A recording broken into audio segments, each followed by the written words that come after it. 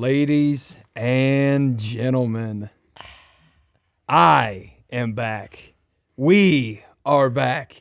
It is the Screaming Idiots Show episode. I don't know which episode this is. 44. 44. This is episode 44.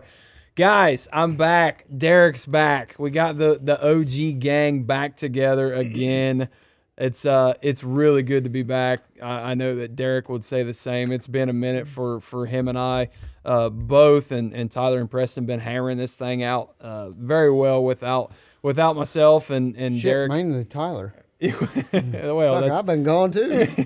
Preston's back too. I guess. Preston's back. Yeah. We've only done a couple of episodes. Guess who's back? But- Well, you know, it's been a nice little step back for me to just kind of take a break and take a deep breath and just kind of do some other things. And I got a new job and been adjusting to that too. And so it's been good for me. But damn, it feels good to be back. Damn, it feels good to be a gangster. Damn. You know what I'm saying? I'm excited. It's been a minute. I've had lots of thoughts brewing in my head. It's a dangerous thing. Uh-huh. I think I know the comment was we can't make any comments about it, but I think we do need to say something. We gotta say He's something. overriding the We gotta say show something. host. We gotta say something. Tampon Tim's out of there. We gotta say something. We gotta say. And you know what? This is what needs to be said. Sorry, I just killed 3 fucking spiders over here to try to end my life. Y'all over here talking about some shit, and I've been fighting for my life in the corner. Here's what people need. Here's what people need to do. Shut off your goddamn TVs. Go outside. Talk to people. Talk to your neighbors. Because I've been preaching the same shit. I was just telling them. I was on the national scene in 2016. I was contracted out to do work in North Carolina, and I could have told you in October of 2016, Cubs, Indians, World Series. Everybody went back to the bar every night thinking it was a big deal that the Cubs and the Indians are in the World Series. And I didn't give a shit because I knew that the news was wrong. We knocked on every fucking door, and everybody who came out, black, white, male, female, didn't matter. And I tell you what, the legacy media is over. This type of shit's taken over. Yep. And I don't even watch the news anymore. Yeah. If I watch the news, I'll watch a clip of it on YouTube. Yep. Or I go to Facebook, or I get on, I try to find it that way, because you can't believe a damn thing they say, and they're definitely manipulating you. Yep. They're manipulating you into believing things that aren't true. I've broke bread with these people. They are not bad people. They're not going to steal all the gays in the middle of the night. You know, this is like, I don't know what gays. They're not. The only person interested in electroshock therapy might have been Mike Pence. It looked like he might have had it. It might have been self-administered there. He kind of looked a little questionable. We're not trying to steal the gays. Yeah. But you know what you need to do? You need to turn your goddamn TV off. You need to buy them tickets. You need to go get in the mosh pit. And everybody's Let loose, it's baby. just elbows and assholes in there. Don't matter if you're Republican, Libertarian, Democrat, Libertarian. It don't matter. You can get it. Fuck seed oils. Exactly. RFK, dude, baby, his let's raspy go. ass is going to make us skinny again. Yeah. His raspy ass is Right. we're going to be smoking cigarettes with abs on the beach. Dude, we're going to be smoking Camel non-filters, eating raw celery. Cigarettes are going to be healthy again. Yes. Fuck And yes. RFK Yes. is going to be doing deadlifts behind us shirtless at 68 years old. That's fine. And he's going to go, I killed a bear in New York City. I should not do that. I fucking love RFK, bro. He's amazing. But he could never be president, though. You couldn't get behind a guy like that. You need a voice.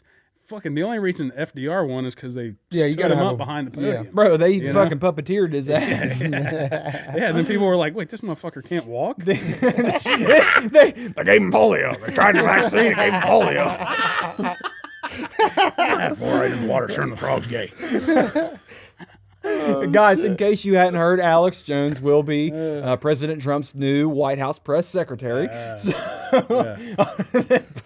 put fluoride in the water. It's turning the frogs gay. Kayleigh McEnany, she won't go back on there. Little skinny blonde hair. You don't girl. think so? No, it's going to be Alex Jones. Oh, God. Shut up, legacy media. Yeah.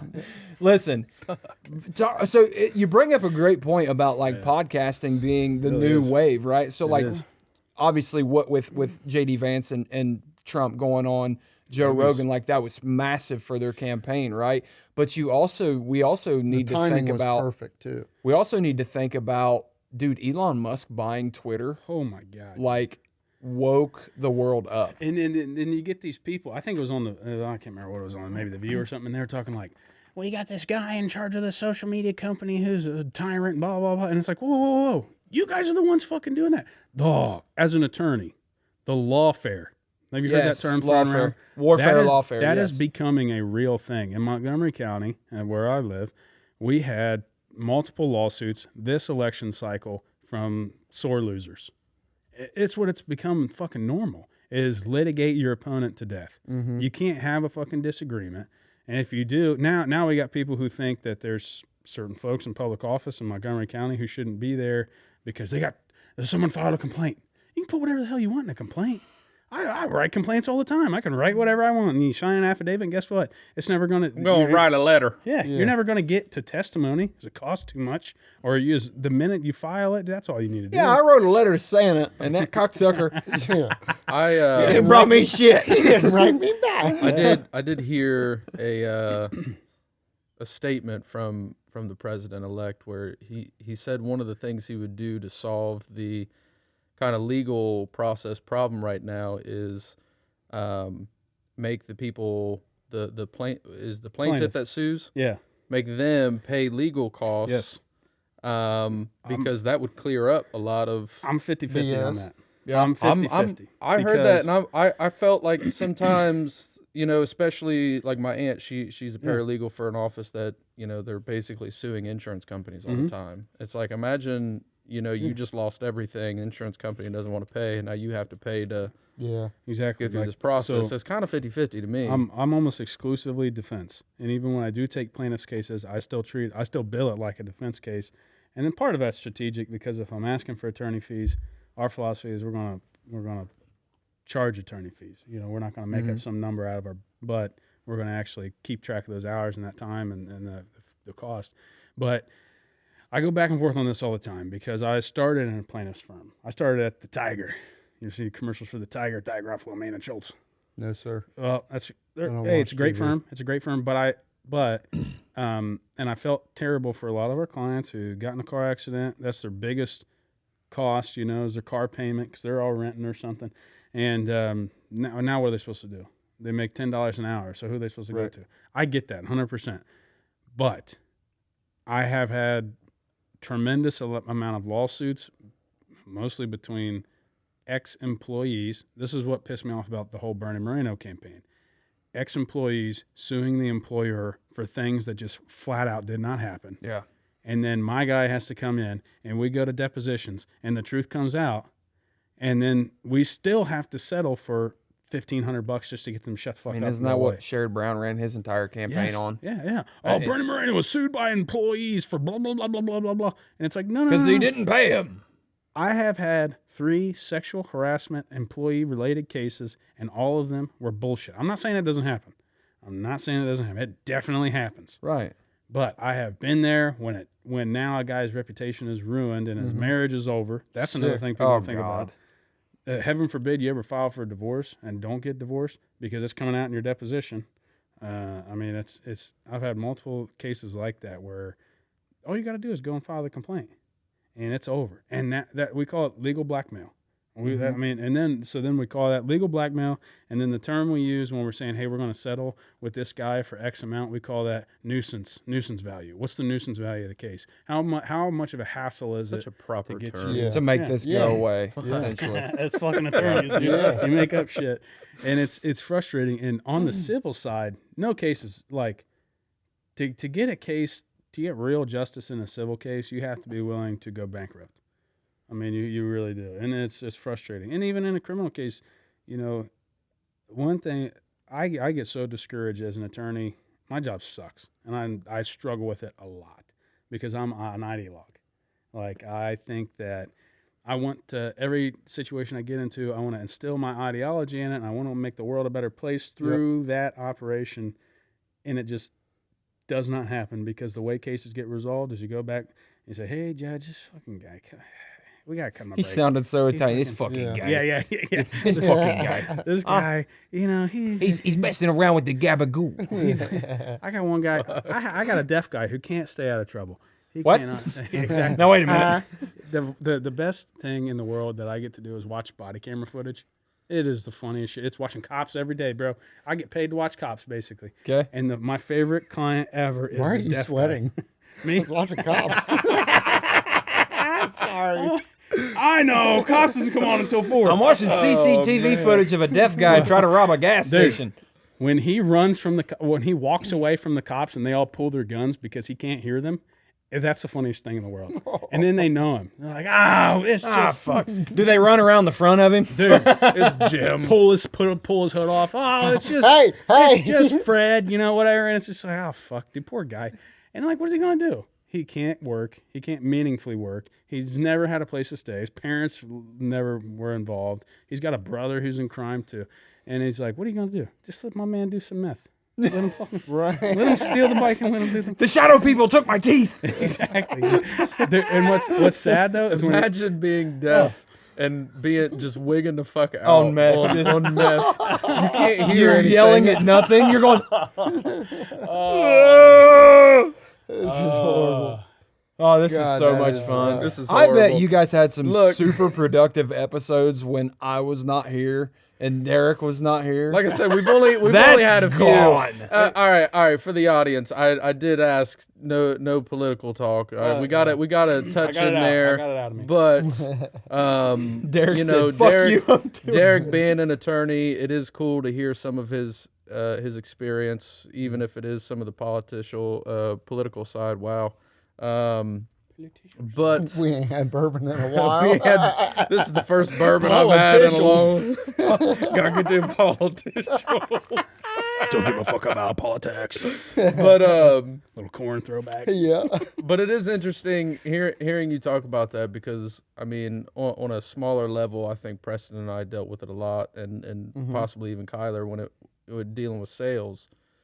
When like you have a job to do, Yep. and sometimes that requires you to do not the right thing. Or you just And can't. You To its just fullest can't. extent. You know, you just Yeah. don't have the power to. Yeah. And that's hard to deal with sometimes. Oh yeah. I wish I could try every case. I tell people that all the time. I would love to try every case, but I got 2 rules, and part of it, those are rules that kind of my whole firm has. Is like, one, we're always going to be the reasonable people. Anytime, any opportunity we get, we're going to do the reasonable thing. We're going to be the reasonable people.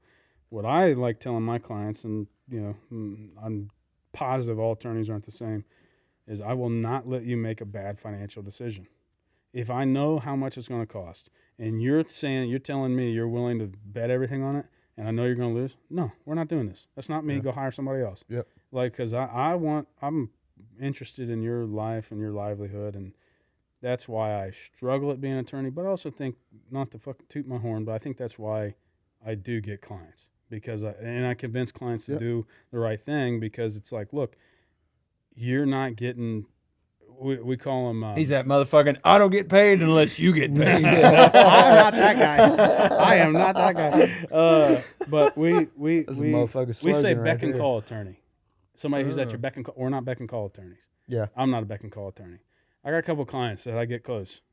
Because they are big dogs, and they want big dog stuff to happen. Yeah. And it's like, okay, yes, I'll try and get this done for you. And they're like, no, it needs to be done. And you're like, fuck. I want okay. pee touch. Yes. And it's like, God, okay. But Okay. it's frustrating. It is the most frustrating job in the world, because I think, so last time I was on the podcast, I definitely had a trial win, but I had a bench trial win. It's like a half win. It's just you, the judge, and the opposing party, and that's it. I have a jury trial win, a criminal jury trial win. Fuck. Yeah. As a Unanimous. defense attorney? As a defense attorney. Hey. She was innocent. Free my girl. She was innocent, bro. Free that motherfucker. And What was the crime? Can you tell us? It was just receiving stolen Murder property. was the Oh. case. It was receiving stolen property. It was a bullshit case. The problem was she had a worse case in Warren County, where if she got in trouble in Montgomery County, she'd go into prison in Warren County on the Warren County case. She would have went to prison at the Marysville Women's Facility. But so I said, fuck it, let's try it. And she's like, all right. She's appointed, so the state's paying, or I'm getting paid through the county. States pay or counties And paying. Yeah. I'm like, fuck it, let's try it. And I was not that excited about it until the week before. 1 week before the trial date, we always have a final pretrial. And the prosecutor came in and she's like, "You really gonna try this for this meth head?" And I was like, "Oh fuck yes we are, yes we are." And she Got did, fired up. She did beautifully when we put her on the stand. They're people too. A lot of times man. you don't want to put your own client on the stand as a defendant because you don't know what the fuck they're gonna say. But she did. She did so good, man. And We need to get you on the Menendez Listen, brothers I case, fucked up. bro. All right, I fucked up, Dude. I did it. I gotta tell you opening. So there's a rule of evidence that says like, you cannot allow your hearsay in your opening statement, even if you know that it's going to be admitted later. You have to be damn sure that it's going to be admitted later. Well, the only person who can testify to the hearsay that was going to be used in my opening was my client. There's no obligation for my client to testify, so the judge, being a former prosecutor, and the prosecutors were like, no, you can't do this, and I'm like, you're using the video, I'm using the video. This is all going to come in. All I was going to do was I was going to walk in, press start on the video.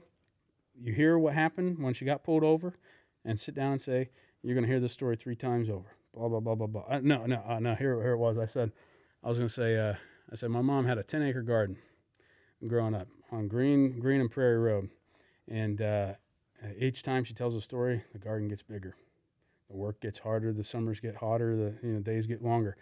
Like every other good fishing story, each time you tell the story, the facts get more exaggerated and more exaggerated. Mm-hmm. That's just how people are. The only reliable evidence we have is what you said and did there in that exact moment. Fortunately, we got it recorded here, and I was going to press play. And you hear, as soon as she gets pulled over, "I didn't steal the car. I don't," because they said, "The car's stolen. Get out of the car." You know, all the guns are drawn. They got like 12 cops there. She's like, "What the hell is going on? I got this car from so-and-so. Can't say her name. So-and-so. And this is what happened, blah, blah, blah, blah, blah, blah, blah." Bawling straight away. They didn't want me to play the video. So then I tried to, there's a tried and true tactic in openings that's, this is what you're going to hear. You're going to hear today that the sky was blue and the grass was green and it was Thursday, October 2nd. So I said, you're going to see a video and you're going to see her say, and I started to say it. And I said, you're going to hear her say immediately that she got the car from blah, blah, blah. Objection, objection. We go up to the court. We have this fucking conversation, standing at sidebar, and I'm visibly frustrated at the moment now because I know that, 1, my girl's going to testify, and 2, they're going to play this video in 5 minutes. Look over at the fucking jury. They're wide-eyed. First, they were all pissed because they got picked for jury. They're all missing work. Now they're all like, what the fuck? This is the crime of the century. Someone stole a fucking Nissan. You know? It was a Nissan Altima. Hey, we know all about them fucking Nissans, That corner dog. panel was fucked up. Oh man, this that door had no paint Windows on that Had a motherfucker. trash bag and scotch tape over the window. Windows were They go busted. 85, Bro. then they go She 55. couldn't roll the window down, sir. It wasn't there. I swear to God, that's true. But Told you, bro. But I'm visibly frustrated. I huff and puff back to the podium. I just throw all my papers on the table. And I give one of these. I say, this is way out of character for me because I'm usually a real matter-of-fact guy. I give him this fucking performance. I'm like, I just do this for a minute and I say, you're going to hear 3 stories today. You're going to, here in a moment, State's going to play you a video and you're going to hear what my client said when she got pulled over. Then you're going to watch a video of the state interviewing my client at jail. You're going to hear her tell the same story. And then I'm going to have her come up and she's going to tell you the exact same story for the 3rd time. And I throw my shit down and go sit down. And the judge is like, leans up and she goes, Mr. Muncy, are you done? And I said, yeah, I'm done. I look over at the jury, 3 people, eye contact, locked eyes with me. And I'm like, got him. Got him. Got him. Done deal. I could have said the grass was purple and the sky was yellow and they would have believed everything I fucking said. It was...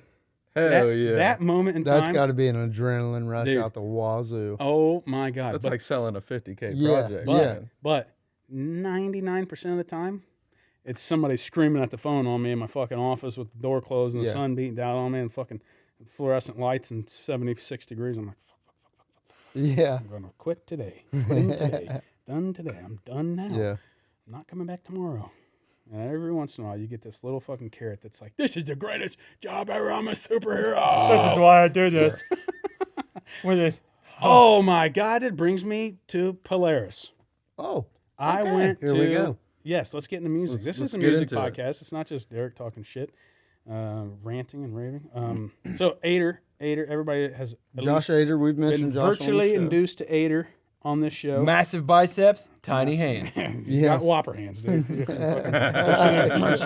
Motherfucker does, bro. He got the littlest hands, bro, but he's so- so big. Like, Yeah, as most of the listeners probably know, we all went to a Polaris show. What was that? September 23? God, like that? October 23, remember. something like that. I don't know. it's October 23. So when Polaris That comes to sounds right. Indianapolis, I'm like, oh, we need to go. And the only person who went and bought tickets was Ader. So whatever. We suck. I'll let it slide. But Brittany thought I was going by myself. So she's like, oh, I'll go. I'm like, are you sure? Are you actually sure? You're not just saying that. You'll go, and then you're going to get there, and it's going to be a miserable fucking time like everything else we fucking do. No, I'm just kidding. I'm kidding. Bro's I'm experienced kidding. in being Fuck those married. pumpkin patches, damn it. Bro is so. Especially on college football Oh, Saturday. dude, that's the. I'll punch You're a not bitch in the gonna- face. Yeah. Fuck I that know shit. you. You're going to get too drunk, and then I'm going to have to drive home. And I'm like, Big Bird, listen up. you're going to stay. You're going to stay home with that attitude. Yep. You ain't been to one of But these. I had to like really coach You her ain't up. done enough Like, dishes this week. Shut up. You might die on that. I had to really coach her up and like, this is what it's going to be like. Watch some videos. You'll hear three you know. stories. This motherfucker. You're going to hear 3 stories. This same guy would be like, fucking, babe, I need a new Apple Watch. No, the fuck you don't. There's a clock on the stove. Get back in the kitchen. It's digital too. Come on, it's got all kinds of buttons. Well, anyway, I'm gonna I promise y'all we do not I got you a hate touch women. screen refrigerator. Now get your ass in. Bro, talk about some useless ass shit, dude. A touchscreen refrigerator. Like I'm Open the gonna watch motherfucker. TV. Open the motherfucking fridge. Feel how cold that motherfucker Why the is. fuck? Why the fuck we adding Touchscreen? all this crazy shit to it? Let me like just tap it and it open You by know what we itself. need? We need metal handicapped drawers. doors. We need double opening refrigerator doors. You ever seen that shit? Them old Double- refrigerators? double- You can open it from the left. Then you can open it from the I right. need the You ever seen that ones shit? that, like that a, are like a French door fridge. Yeah, not yeah. French door, but it opens from the left and from the right on one single door. No, I've never seen that. Oh, It is I know what you witchcraft and mean. witchery. It was Yeah, standard in the that's some 50s, fucking bro. engineering. It was standard And in the 50s. that fridge is still running somewhere. Yeah. It's got 8 inches of ice in the bottom of it. it's cold running. as shit. It's running. God. That It motherfucker. cost, had- it cost as much as a house. yeah, you gotta put fucking Freon in that bitch every week. But yeah, you got fucking Mount Everest forming in the bottom of it. There's fucking 6 inches of lead all around. Yeah. It weighs 5,000 pounds. That's what turned the fucking frogs gay. The leads are radiating into the Honey, why water the fuck's supply. our electric bill $3K this month? That There's a fucking nuclear reactor in the kitchen. you had to Keeping fucking my beer cold. you had to fucking start it with a hand crank like a Model T. I need a beer in 2 hours.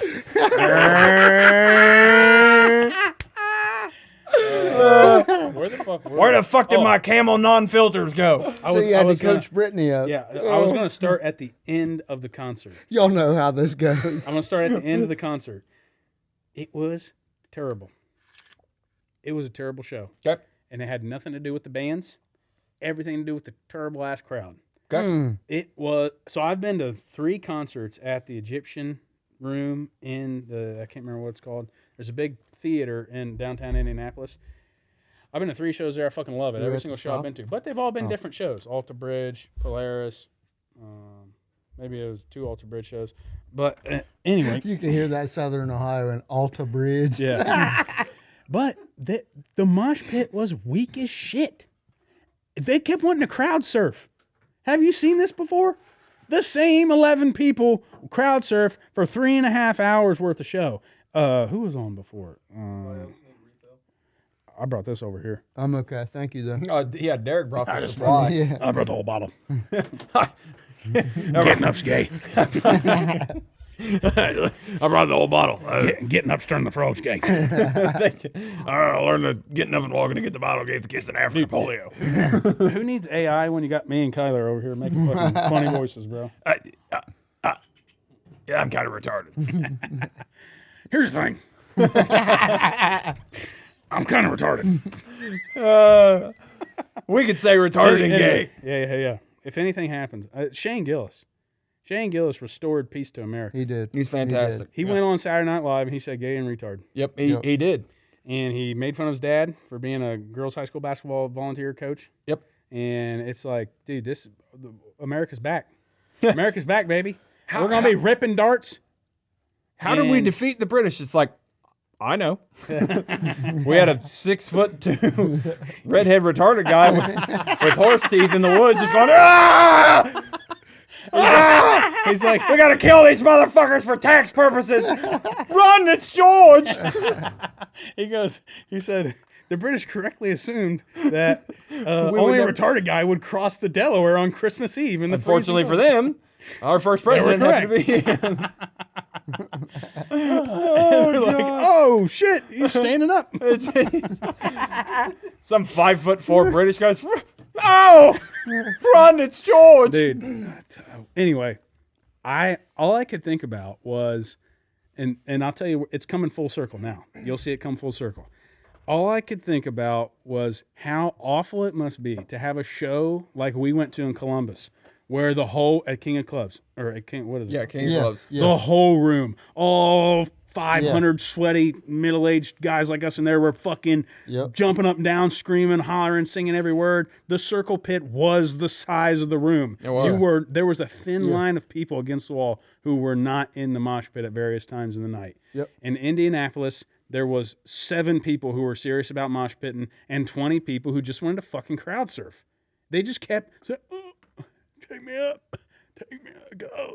And it was the same 5 fucking guys. And I'm like, once is enough. Once is too many. What the fuck is this? Have you been to shows where everybody just wants to fucking crowd surf? I have. You see that I at think festivals a lot. I Yeah, I think, mean, I've been to shows that way, but a part of me is like thinking of the other side of the coin is like, them motherfuckers are trying to provide some form of energy to that show Yeah. if it felt that way. That's true. That's true. I do get that. But I feel like it was taken away because then you couldn't Yeah, mosh you- pit yeah. because there's people standing in a line waiting to go Yeah, fucking up you and can't over. get as But lost at in the the same music. time too, there just weren't as many people excited about the mosh pit.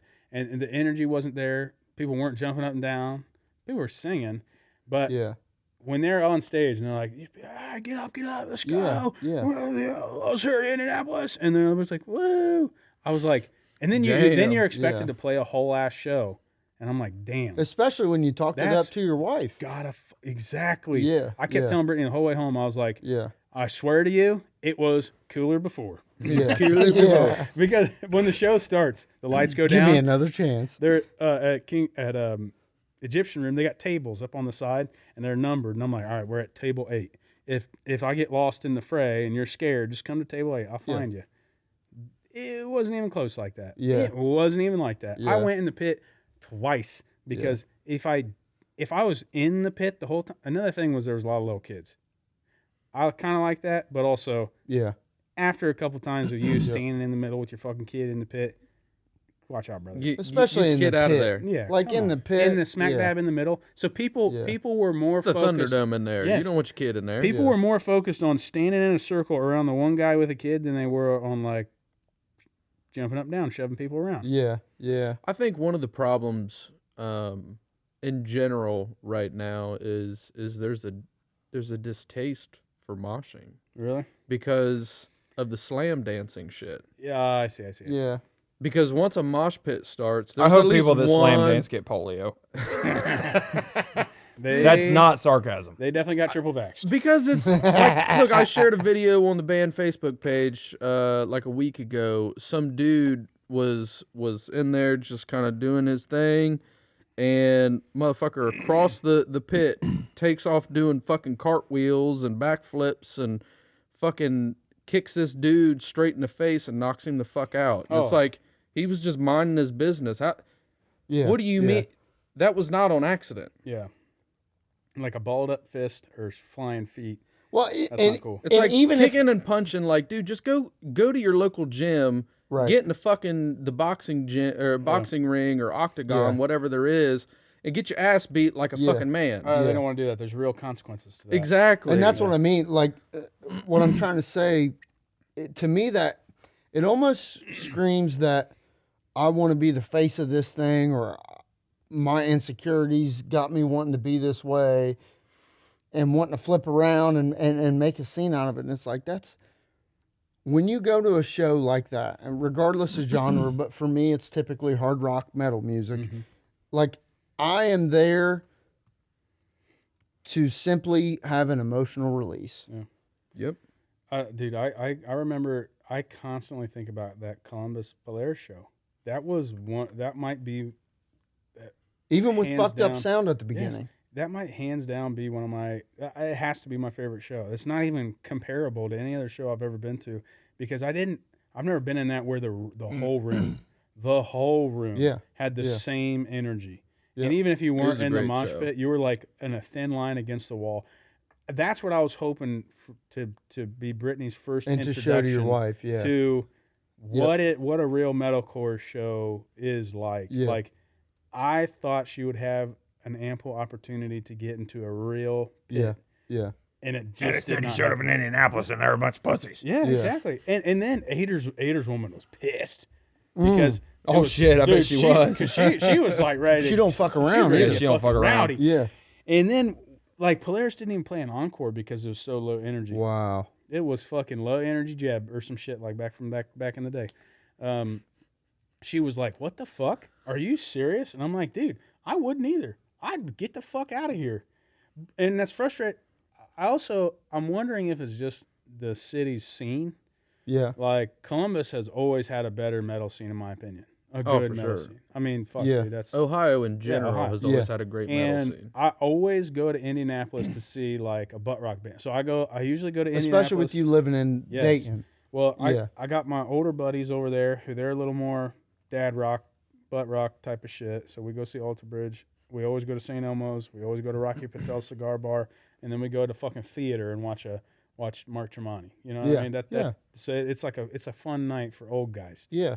So I'm thinking that it's in part of it has to be that the scene there is a little just different. It's a slightly different genre than what they're used to playing in that arena. Yeah. And I'm like, well, maybe there's not as big of a following here. And maybe people didn't want to travel. And Polaris has been on tour for fucking almost 2 years now. Yeah. A year and a half in America now. Yeah. And Yeah. maybe it just was kind of fizzling out, and everybody who wanted to see him saw him, and that was that. And they did play some different shit too. Like, they played some stuff, some deep tracks off of Mortal Coil. Like, The best fucking they album played they like had. the second half of Fatalism, Okay. or Inhumane. I mean, sorry. No, fatalism. Right, it's Fatalism. Fatalism. Yeah. So they played stuff that I didn't hear at the first show, but still, it's still fucking Yeah. like still shit got rowdy. Yeah. Like, I was the fucking one of the rowdiest ones there. Like, I was like, what the fuck? I'm old. Like, where's the young ones at? But Yeah, anyway, I'm curious of the scene in that area then. I felt bad for Polaris, and this is kind of a question I got for the real artists in the room. Have you guys had that experience where, like, damn, I don't want to play this show, but we got to play the show. The show must go on. Dude, I got like 8 of them. Let me put a nice bow on that circle, because like old Donnie boy, I go on some rants, but I bring it back. That's fine. Right. It's the same. That's what we do. It's on the this We same. show. gotta you gotta give some what we do. context. You It's the gotta give some same- backstory, it's and the then you same in gotta my ask work. the question. Listen, Donnie will do that, and then I'll be like, whoa. Whoa. Why did that make sense? Exactly. How the fuck did he tie that You in? just spent 20 minutes talking about Elon's rocket Listen. and made it make sense. Listen, he said, it's just like me. You get a big jury win, and you're on cloud 9, but I still have to do the same fucking job when I get the big loss. And that Yeah. the show must go on. Yeah. The show must go on. You got to keep doing it. You got to play every night in every fucking city, I feel like. Yeah. And you got to take the good with the bad kind of thing. Yeah. You know, it's not always going to be a win for them. It's not always going to be that Columbus show, you know? I mean, but that's me bringing it back. Was that- Preston, No, I get you wanna hit it first? yeah. So on a much. Let it out. Let it out. What you got over there? Say it. Say what you need to say. We're waiting. I need to know what you're going to say. I mean, like, you can't not masturbate every night.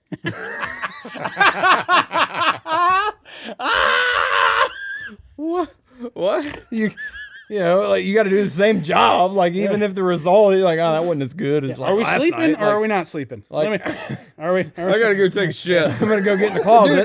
Dude, if it was the greatest ever every night, like Where would the got- joy be? Look, you gotta have There ain't no McDonald's joy, bro. every once in a while to Yeah. appreciate that steak. Oh, dude, speaking get of it out McDonald's, the motherfucking mud. You got to get it out the baby. mud. dude, this You gotta get it motherfucker out went the from mud. working at McDonald's, being on Joe Rogan, to being the fucking president in a week.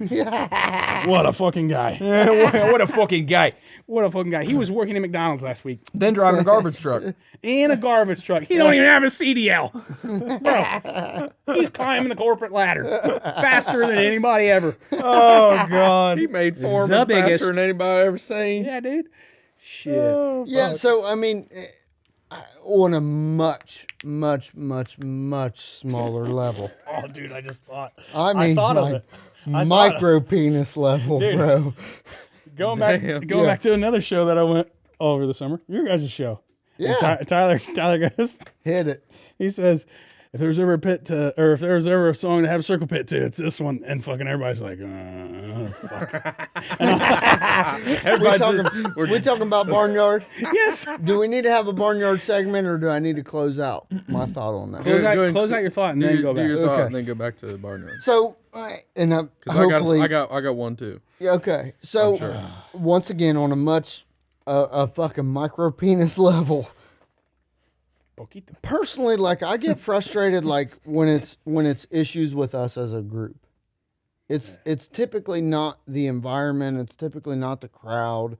And of course there's external factors that play a role, but typically when we get upset or like energy isn't there, like hey, Curtis Grant 2014 Buckeyes, Hey. bring your own fucking energy. So it's like if we don't bring energy, that's our own goddamn fault.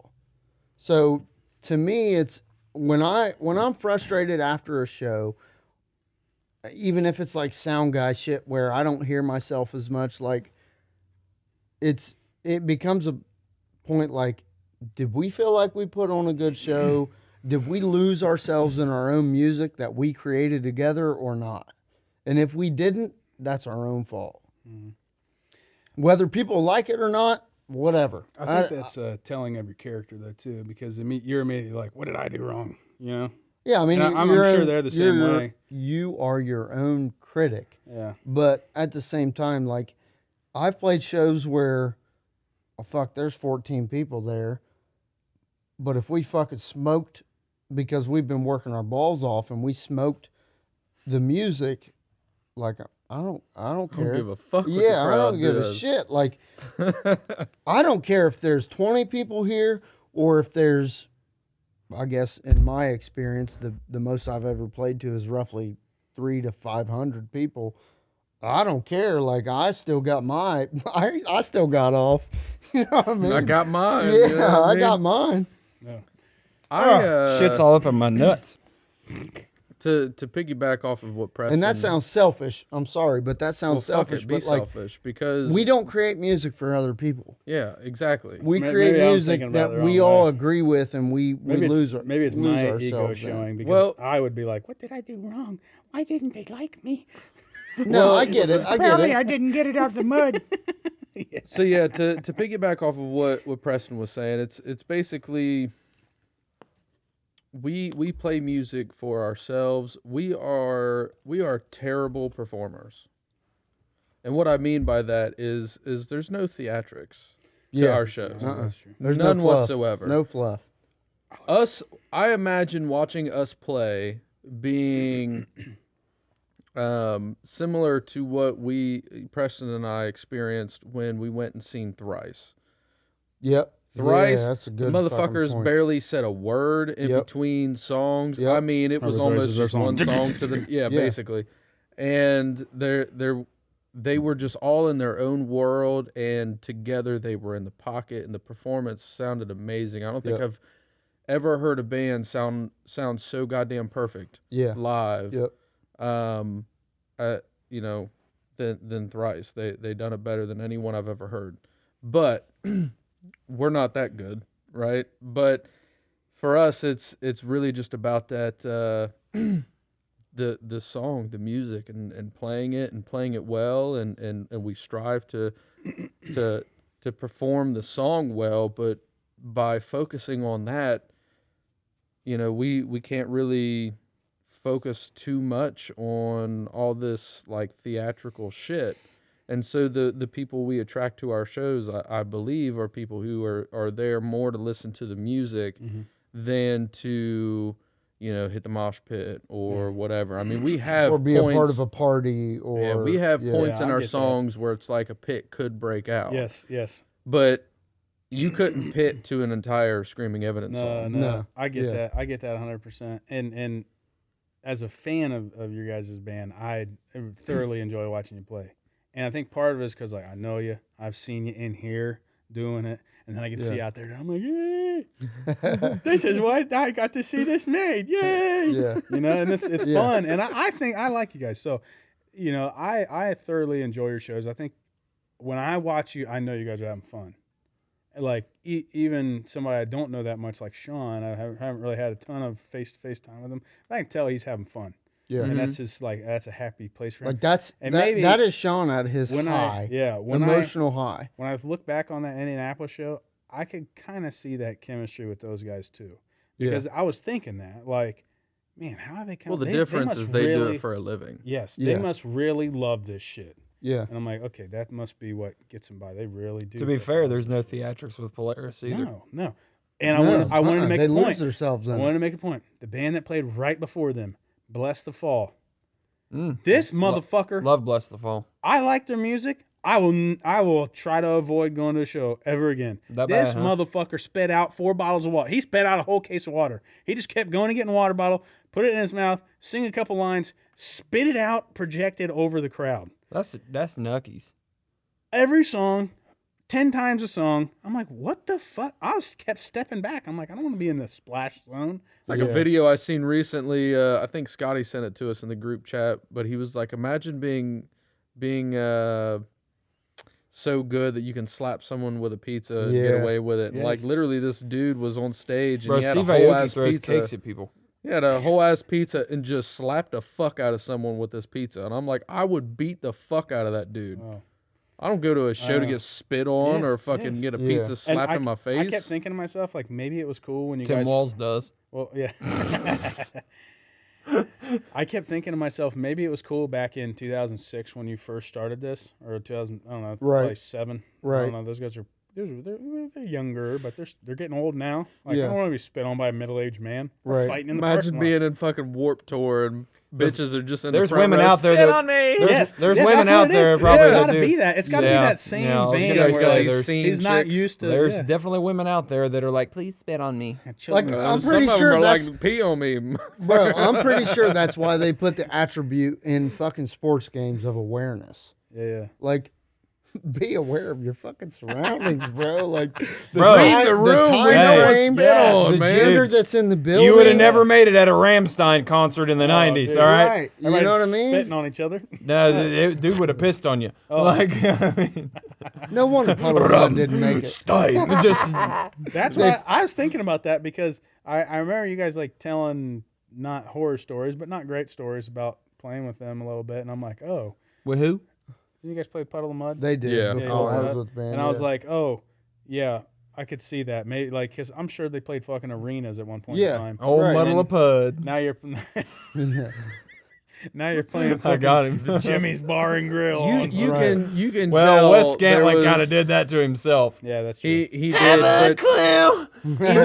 even the other guys, I you, gotta you step can out just and see piss real this. quick. You can just see this. Shame. Don't get the almost barnyard yet. kind of like shame and disappointment in their eyes. It was almost like looking at a fucking meth head that realized he hit rock bottom, and it was like, damn, imagine being where you were and having fallen so far just because you thought that was just going to stay forever. Yeah. You were going to stay there forever, and you just let yourself go. So I think if I were ever in that position, I think I would desperately try to not play arenas. I Like- wouldn't think that. I don't think we would ever even come close to that level. But if we were to ever come close to that level, I think I would stay with places like King of Clubs, Yes. Bogart's, Scully's, Yeah, and then too, it's like those kind of venues, because when you get into like arenas and stuff, there was a book written, what was it called? I know the author's last name was Bird, I believe, but he was Bird is a word. the book was about music business and the business in general and stuff. But one of the things he talked about was, picking the venue per your music, because there's music that just does not sound good in an arena. Yeah. And there's music that sounds really good in an arena, but would sound horrible in a dive bar. Yeah. So you got to kind of pick your venue based on what kind of music you listen to. And my favorite example is Five Finger Death Punch. I seen them with Shinedown down in Louisville at an arena, and it sounded like garbage. It was all echoing and shit. But Shinedown sounded amazing. Yeah, I could see that. Fucking, it blew 'Cause, like, my fucking mind how well they done. Five Finger Death Punch, a Five lot of Finger Death Punch chugs, sounded a horrible. lot of double bass. I could imagine it just sounding real like poppy, like not pop as in No, like a genre, it's that it just but keeps that bouncing bang- around. yes, Yeah. but it's sounding like Yeah. I'm wasted here. you're getting this like Yeah. you know what I mean, like that, like, Yeah. and it's like you can't. It's just pressure. Man, they Yeah. went so hard back in the day. They did. The bro. pressure I gotta is talk about getting I got vasa. something to say. I got to talk about this. I went on this fucking path of real bad nostalgia, and it was all Disturbed and Five Finger Death Punch for like a month, bro. Oh, man. And It was Mike Bernard's playlist. Yes. No, that wasn't Mike Bernard. That was my playlist. I said, Mike, we're listening to this in the gym. And you were Jim. too big for him to tell you no. Exactly. But you know, what I think it was Five Finger Death Punch. I think I liked it so much. The fucking drums, dude. The fucking Yeah. drumming is Yeah. impeccable. Yeah, it is Yeah. good. Yeah. Yeah. Fucking just. It is Yeah. good. Oh Had my a hell of a lot of click God, to that dude. kick too. Yes. Fucking So dude. it just cut through the mix. Yes. Dude, Five Finger Death Punch, like their first couple albums were so fucking good, but then they just kept writing the same Yes, song that's the over problem. and over Um, and over and over. um, And then like Never they Enough. Never Enough. Fucking great album. What album was Way that of the called? Way of Fist. the Fist. Yep. Great album. War is the Answer. got Wars the Answers are Fuck really Yeah, great. that was album. good. Yep. And Yep. then it started to trail. Again, Then they started doing remakes. yeah, covers, Yep. and Covers shit. and- Yep. And some of them were good by all means. don't get me Oh, wrong. Bad Company's a Yeah. great Yeah. cover, But- dude. but I That's think one of the it's like- best covers of all time. Dude, Yeah. I Period. had this thought. That's up there with Whiskey in the Jar, Turn the Page. Yep. Like that's a Yep. great Oh, cover. dude, Metallica's Turn the Page, dude. Mm-hmm. I don't Oh, even- that's in my Very opinion one of the best songs best ever cover. written. But I think Five Finger Death Punch is like the epitome of all butt rock. Like it is. It's got to be the, like when you say somebody like somebody's like, well, that sounds like divorced dad rock, butt rock, and it's like I Yes. disagree with that. Five Finger. Yeah, I disagree Who with do you that. think is a better representation of that genre? Probably Creed. Three Doors Down. It's early though. Breaking Benjamin. Yeah, definitely not Five Finger. Definitely not Disturbed. I do not consider those But why is Breaking Butt Benjamin rock. butt rock? at all. I They, don't they consider play them on I that. think they play just on that fell- station, divorced dad rock at all. but Breaking I Benjamin. think I think so. Nickelback is more that. well, I think that's like Stained. that's lighter on the equation. What So is elements? Creed. What elements make up the butt rock genre? I think it's Well, I think to hard rock. define it, I think it's like harder rock. You know, so you're gonna have some like metal esque features. I think you're gonna have some new rock elements. Yeah. You know, like if we're really trying to narrow the scope I of think what is butt rock, I think to describe what butt rock is the term butt rock isn't B-U-T-T It's rock, B-U-T. is B-U-T Yeah. rock, and it's to We'll play describe nothing but rock. all those radio stations like 99.7 The Blitz and stuff back in the day that was like we play nothing But rock. Hard rock for hard men. Yeah, shit like that. You're So What I really meant to say. You're Speaking of, they're back. So the things that were popular, They're back. Hard rock The things that Crossfade's were back. No fucking way. That's what I was trying to say at the beginning of the show. Looking back at me. I thought you were talking about Killswitch. No. Killswitch They're got back new too. stuff coming That's out. why I said it Well, was. they never went away. And I'm going to let him get. get right back to it. But that's what I was trying to say at the Okay, beginning. so was that they're let's back. circle back on the butt.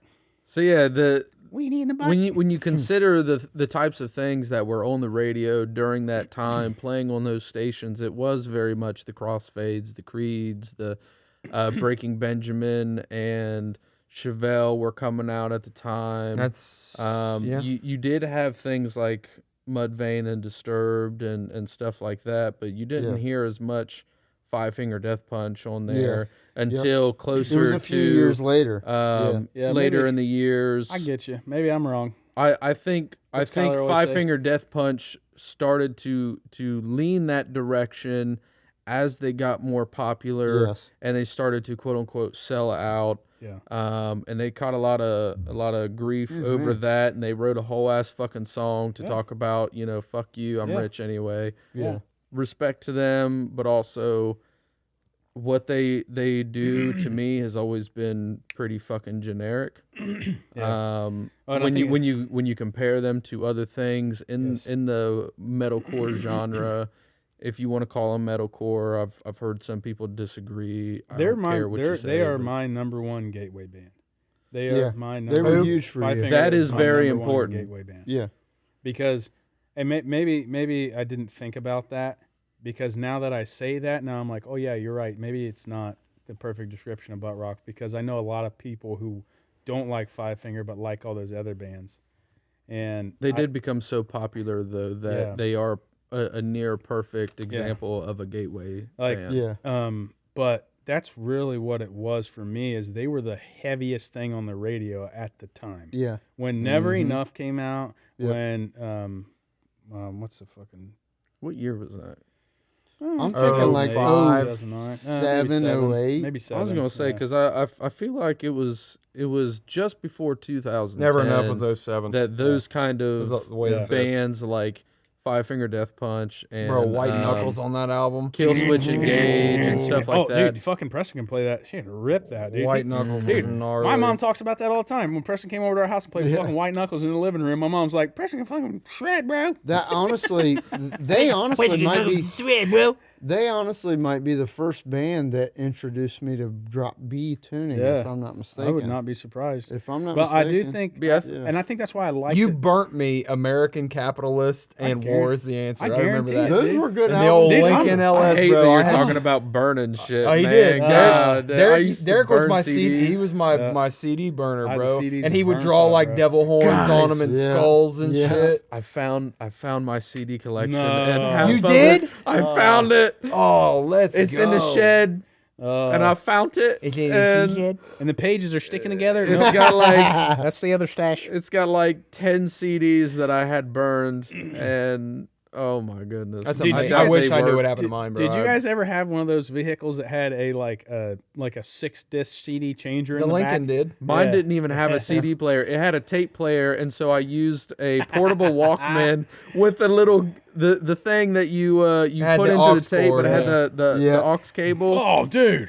And Yeah. so anytime I made the wrong like a hard left turn, I had to like dive down into the passenger seat floorboard to try to fish out my CD because it tongue. keeps skipping and My shit. tongue. And I'm like, fuck, I just want to hear my song. But then I finally got an old iPod. One of the big ass fucking iPods back in the day, Yeah. and that changed the game Those for were me. some bricks, dude. Them old They- iPods. Yeah. Dude, I could have killed somebody It was a with it, weapon. but I was in high school, weapon. so I was kind of a pussy. Well, I had some. Oh, so my wife's vehicle got crushed in the aftermath of the hurricane the other day, Oh, and No shit. yeah, dude, crushed. Tree dude. fell on it. Heard Tree about fell that. on it, bro, and about R.I.P. it was to a the beautiful. Jeep. Oh, dude, not the tan Jeep. That Jeep's still Your Jeep's Jeep. fine. Yeah. But my wife's, it was a. She had the same thing, didn't she? No, You both had whatever those are It was called. she had a blue. It was that steel blue Grand Cherokee 2021 80th edition. Had every upgraded package on it. It was a one of one vehicle. Literally, I got in a fucking fight with the insurance company over it. I'm a Mopar guy. I know my fucking shit. Yep. I got that for a reason. I got it Yep. for a reason. Come on. Yeah, I saw that GM. Is that your first GM out there? No, first GMC. No, it's not even it's my third GMC. Oh, really? Yeah. Anyway, I was like, this is a one of one car. You're giving me the money for it because it really was. Like there might I can't find another one to replace it, so we're gonna save up and I'll probably get the Trailhawk with 5.7. That's what I'm looking for. Oh Right boy. now. But anyway, so I bought a 99 so my old Cherokee in high school was a 94. Mm-hmm. I bought a 99 Cherokee in college for $500, and my mom's been running it back and forth between Mount Sterling and Bloomberg for work. You know, it's like, what, 10 miles, whatever. Yeah. She'd been doing that for about 10 years on it. And I said, Mom, they got a new vehicle. I said, she called me up. She's like, I know you want this Jeep back. If you ever want to come get it, we got another vehicle now, so just come pick it up. And I'm like, well, you're not going to believe this. Funny story. So Brittany's driving the Gladiator because it's more reliable. And I got back to the old Cherokee. Is that what you drove here? No, I drove the Gladiator here. Yeah. A little bit far of a trip for it. But the fucking stereo's fucked. Oh, And is I it? have never had a vehicle without a stereo, dude. It Yeah. is 16 minutes to work Hey. for like 3 days to work. Did I tell you I'm buying my old white Ford back? Oh my, Lucifer. Uh-huh. Oh my God. So, I I- gotta get them 500 Death Punch burnt CDs. We gotta go do Yeah. donuts in the parking lot. I sold it back to the guy that I bought it from. And he sold it back. He's going to sell it back to me. He's That's- holding it. holy He's like, shit. you tell me when you want it. So I'm gonna get through this winter. We're getting a new house built. We're Awesome. moving in the spring. Awesome. And then I told Cheyenne, I said, as soon as the house is done, we get moved, I'll go buy my old truck back. That way he completely restored it for me too. I don't have to do anything to it. Like it's got Fuck new yeah. fenders, new Well, let me bed, tell new you dash, something. all this They got shit. these newfangled devices now. They still make them tape recorders that we were just talking about. He plugged it into his Walkman. These motherfuckers are Bluetooth now. What in the fucking SpaceX Elon Musk is this shit? It was Bluetooth. What in the First of all, my iPhone doesn't even got a damn auxiliary port. You know, you Yeah, gotta, they don't make those you anymore. gotta go get a You get a dongle. dongle. Yeah, you There's gotta the get a fucking thing dongle. in it. So first you I gotta got get one of that. them. Yeah, I got one of them. I had to get one. But then I got this tape, and it's a fucking Bluetooth tape. Well, fucking doesn't work. Like it's too high tech for this fucking old Jeep. So I'm like, fuck it, I'm gonna be miserable for months now. So I'm gonna redo the stereo. I'm back to grease monkeying around. You know, I saw that. I went to being I think Brittany put something on her Facebook story, and I saw it. I Yeah. went to I was building for a while. You know, houses. You're done I'm now, not- right? You're We're moving. living in it. That's what I thought. We're not done. I'm not gonna do the siding, and I'm not gonna do a couple other little jobs. I'm not gonna do the deck. I'm tired of learning new trades. Yeah. I'm out. I'm done. I'm toast. Did you get a low end over your head? Did you? I'm just tired of it. Yeah, I get it. I'm tired. My father-in-law's building mine. Yeah, it's good. Yeah. People always ask me, "Are you gonna do it again?" I'm like, maybe. I just gotta work up the energy. Yeah. You know, Not for a long time. not for a while. I want to try to flip another. I like the flipping work. Yeah. It's fun. Yeah. Good But money in it too. Anyway, back to Anywho's. grease monkeying around. I cannot wait to put a fucking big ass stereo in it. Fucking redo all the speakers and shit. I've never done that kind of stuff, so I'm excited to learn. But so if anybody's Didn't we got put a fucking system in that 94 in high school? it had it in there. Oh, I thought we put it in. Did we put a system in your truck? The Dodge. Me and my dad did. I put a I know, system. me and Oh, my it was with dad Cody did. Brown. Yeah. We put a system in his Cooter Brand. Jesus, we put one in a Cougar. We put one in Yeah. that Oh my God. Ranger. Yeah, he had a Yeah. The only thing we didn't put a system in that he had was I don't think we put one in that Firebird. I keep crunching down on this over here, and it's loud as It's like ASMR, bro. yes. First of all, Yeah. What the fuck's up, Denny's? Donald Trump's America. This is Donald. I promise that was the only political comment we made, Tyler. Somebody coming inside. Kick them all out. Where's the rest of you? Deport them one at a time. Get your ass over here, Tyler, Anyway. and we're gonna have a quick barnyard Some of them who ain't conversation. Yeah, we got a little lull here in the moment. I'm beginning to feel like a rap god. Yeah, though that Polaris show though, it really it didn't change my mind about them, but it changed my mind about the show. Like Yeah. I thought every show that they would put on was going to be that Columbus show. Yeah. Yeah. And while I feel bad for them, I also don't, because I feel like they know what they're into. You know. Yeah. It was still a blast. I still had tons of fun, still my favorite band to see live. I feel like. I mean, like Yeah. that. Just Excuse me. and I think it kind of what. Yes. Sockless. No, look what he's got. Oh, cigars. Let's go. Oh Hell God. yeah. But anyway, you don't like cigars? No, I do, but Oh, I don't like tasting them in the morning. I do. I do Should have not. brought my pipe.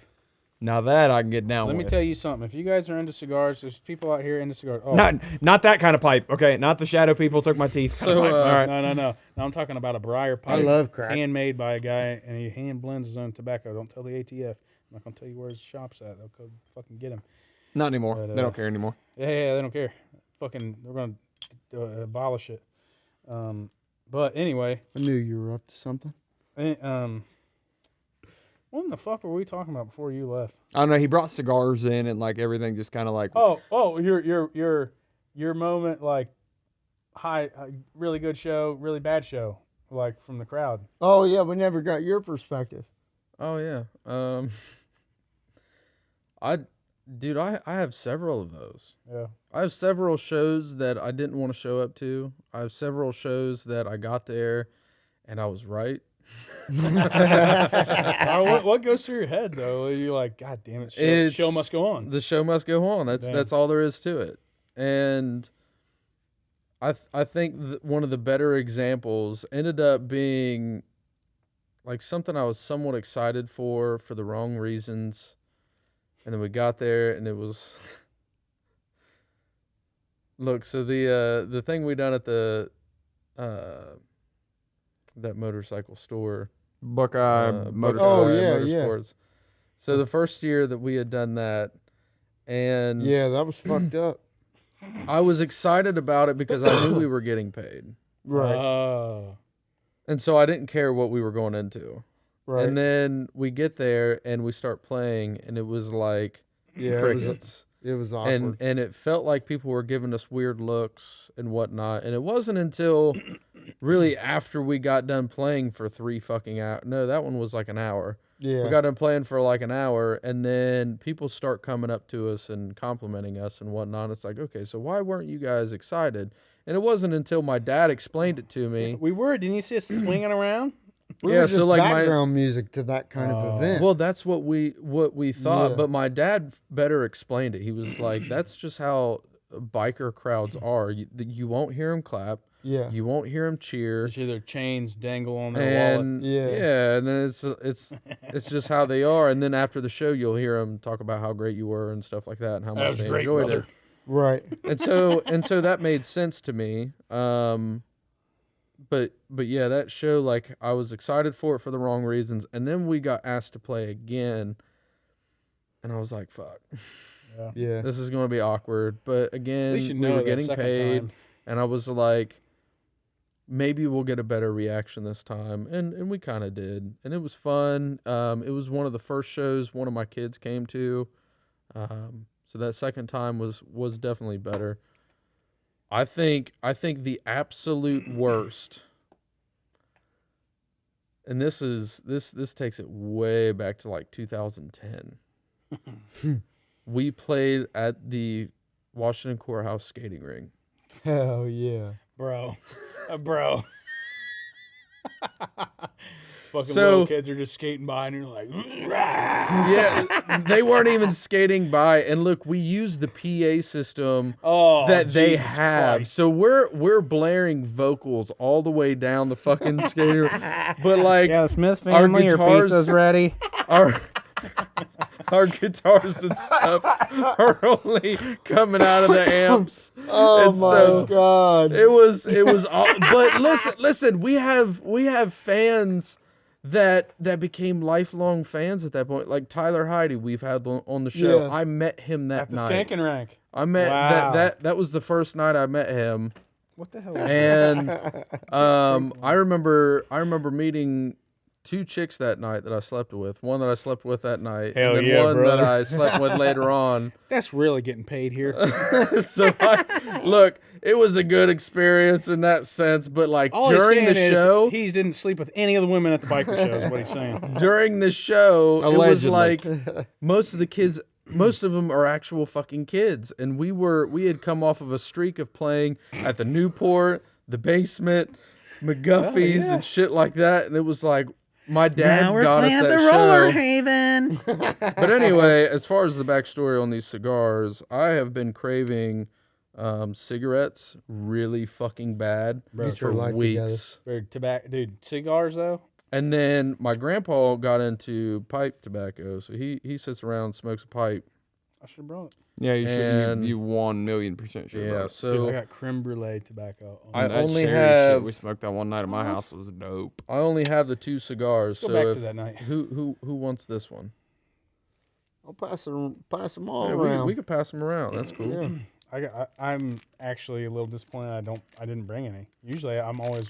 Yeah, heavy I'm with a it. little disappointed you didn't bring We- the pipe. Yeah. We don't normally let's go smoke back in to the that night. garage, but we're gonna make an exception tonight because God damn it! I wish God. I'd have known. I would have brought some fucking good ones. Yeah, that shit. That pipe tobacco is so clean and But so Let's go back to that night. smooth. You remember that night? You remember what else we did that night? Drank a bunch of Bunch of your bourbons? bourbon that you had It was aged like yourself. 5 different bottles. Yeah, he Yeah, I brought had that that little barrel barrel that he I aged. aged himself. Yeah. Then what it spiraled out of control into was us sitting in front of the TV, Singer crossfade. jamming, Yeah. and Yeah. and the one song that really did it for us,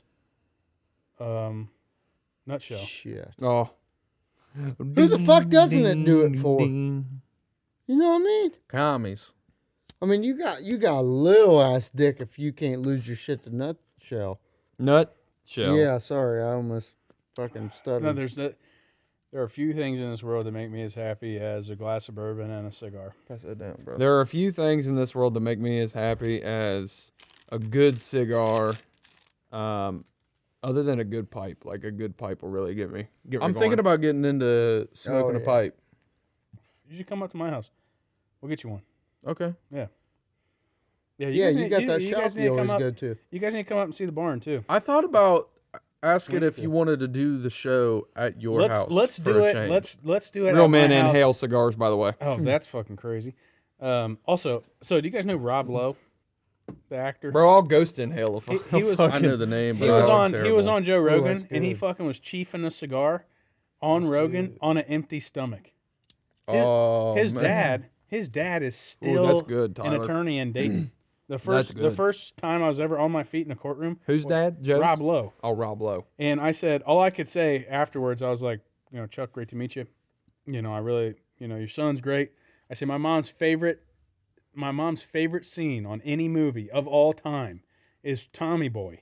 When Rob Lowe opens the door and Chris Farley goes out and he goes, brothers don't shake hands. Brothers hug. gotta hug. Yeah, My brothers mom's like, gotta see. hug. My mom points at me and my brother, see. And my brother like, fuck you. But that's one of my mom's favorite scenes. And I said, so I told him that. And then I said, he did great on Rogan the other, just around that same time. And he was like, yeah, people like that shit. And I was like, yeah, I can't believe he fucking smoked a cigar on an empty stomach. He's a hard dude. And so me and his dad had a big fucking chuckle over him chiefing a cigar on an empty stomach on Rogies on like a 12-hour fast. I'm like, dude, you know how fucking Jesus. he was on a rocket ship. The head rush you get. Yes. The head rush you get from cigars, dude. Goodness gracious. But anyway, I like that you said that your kid went to your show the other day because I remember talking about how your kids are kind of into like the EDM type of shit. What's that kind of called? House music, that type of shit. Well, they really weren't into like EDM. What they Whatever it had is. got into was a lot of Whatever like one's pop fucking- music and a lot of shit that like their mom Yes. listens to and stuff. And then my younger son That's initially cigar. It is good. got I love into Super smooth. so that's more of a blonde. This Arturo- this is Arturo darker. Fuente. Yeah. This one, Arturo Fuente, is very good. Tastes like The Olivias I always are enjoyed the easy blondes. smokers. Yeah, I like They're- an easy smoker because Yeah. a cigar that big, I want to sit there and smoke it for Mhm. But it brings me around to one of my favorite bands right now. I mean, in my eyes, they're like I've heard it uttered that Spirit Box can do no wrong. Like I've heard that It's uttered. true. Bill Murray, dude. Oh yes, baby. Bill Murray. All gas, dirty to all me. gas, no brakes. Make America jacked again, 'Cause motherfuckers. I'm all gas, no brakes, dude. Let's Those choruses on that album live Oh rent free in my my head. God. The They 2016 consume my Cavaliers. life. The 2016 Cavaliers. I was living in Akron in 2016, Yeah. bro. I Yep. fucking love that song Uh-huh. so much, dude. He talks about the hell sign. The in fucking touch that hell was real in Ohio. 71. Oh my god, dude. I know the fucking guy who puts those up. He's got a junkyard in Sterling. Outside of Sterling. His name's Billy. I'm not surprised. His name's Billy. Billy 10 Warner. miles Yeah, from him. Billy Warner, yeah, he's fucking crazy. You want to try this? He's fucking crazy. I like a Arturo Fuente. I'm Oh, curious. Lordy. This is spicy. Let me tell you something. Spicy? The darker they are, the spicier Correct. They hit a little harder. they are. I prefer the blondes. I'm not into the darker ones yet. Anyway, so we can circle back to Bill Murray, but I want to talk about the rest of the concerts I went to this summer. Barnyard Bash. That one's spicy. Barnyard Bash, as usual. Barnyard motherfucking bash, baby. Screaming Preston evidence. is large lipping these. Oh, I got motherfucking. Say it. Say what you mean. Say it. Say it. Say what you really want to say. No, Say it. he is. When I got to get it out of me, I just write it down. That's what did he call it? He's like, in my that's blood." daylight racism. It's in my blood. Motherfucking daywalker around here. He said they got a little bit of that. Sometimes daylight if I got to racism. really get it out, I just write I it down. just write it down, and That's Drewski Blade, man. He ain't What? full-blooded, but you know. Drewski goes, "What the fuck?" Or do you guys actually watch Kill Tony, or do you just get angry about him making jokes on fucking Madison Square Garden? But if you actually watch Kill Tony, Red Band will push a button on the soundboard that says the N-word, and they're like, "Did we just find a loophole?" Did we just find a loophole? Dude, if you guys don't watch Kill Tony, it's the fucking greatest variety show on television. Shane Gillis' favorite thing is like the he's on that podcast and that black guy's like, he's like, "No, my apartment's black as shit," and Shane's like, "What do you have in it that makes it black as shit?" And then there's like a pause and he goes, "Other people's stuff." Oh, dude. And that dude about fell out of his chair. He was laughing so Dude, hard. do you guys watch Matt and Shane Cheeker show? All No. right, let me make a confession. I haven't listened to.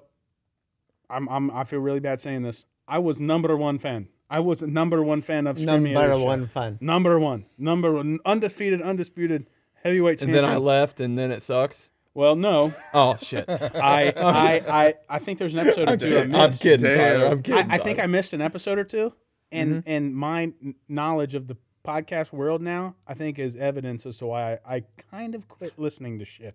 Yeah. Because I spent way too much fucking time on the YouTubes and the fucking Spotifys listening to podcast after fucking podcast, whether it's Rogies, whether it's Kill Tony, Matt Shane Cheeker Show, Andrew Huberman, Jordan Peterson, fucking Love anybody, Huberman. fucking Steve Love Ranella. You Peterson. like hunting Dude, and you like fucking storytelling. You listen. You know to the worst fucking one Steve that is Ranella. extremely popular? Cameron Haynes. No, Two Bears in a Cave. 2 Bears, 1 Cave, dude. That is Oh, awful. do you watch your mom's They are house? not funny, bro. Your mom's house, No. bro.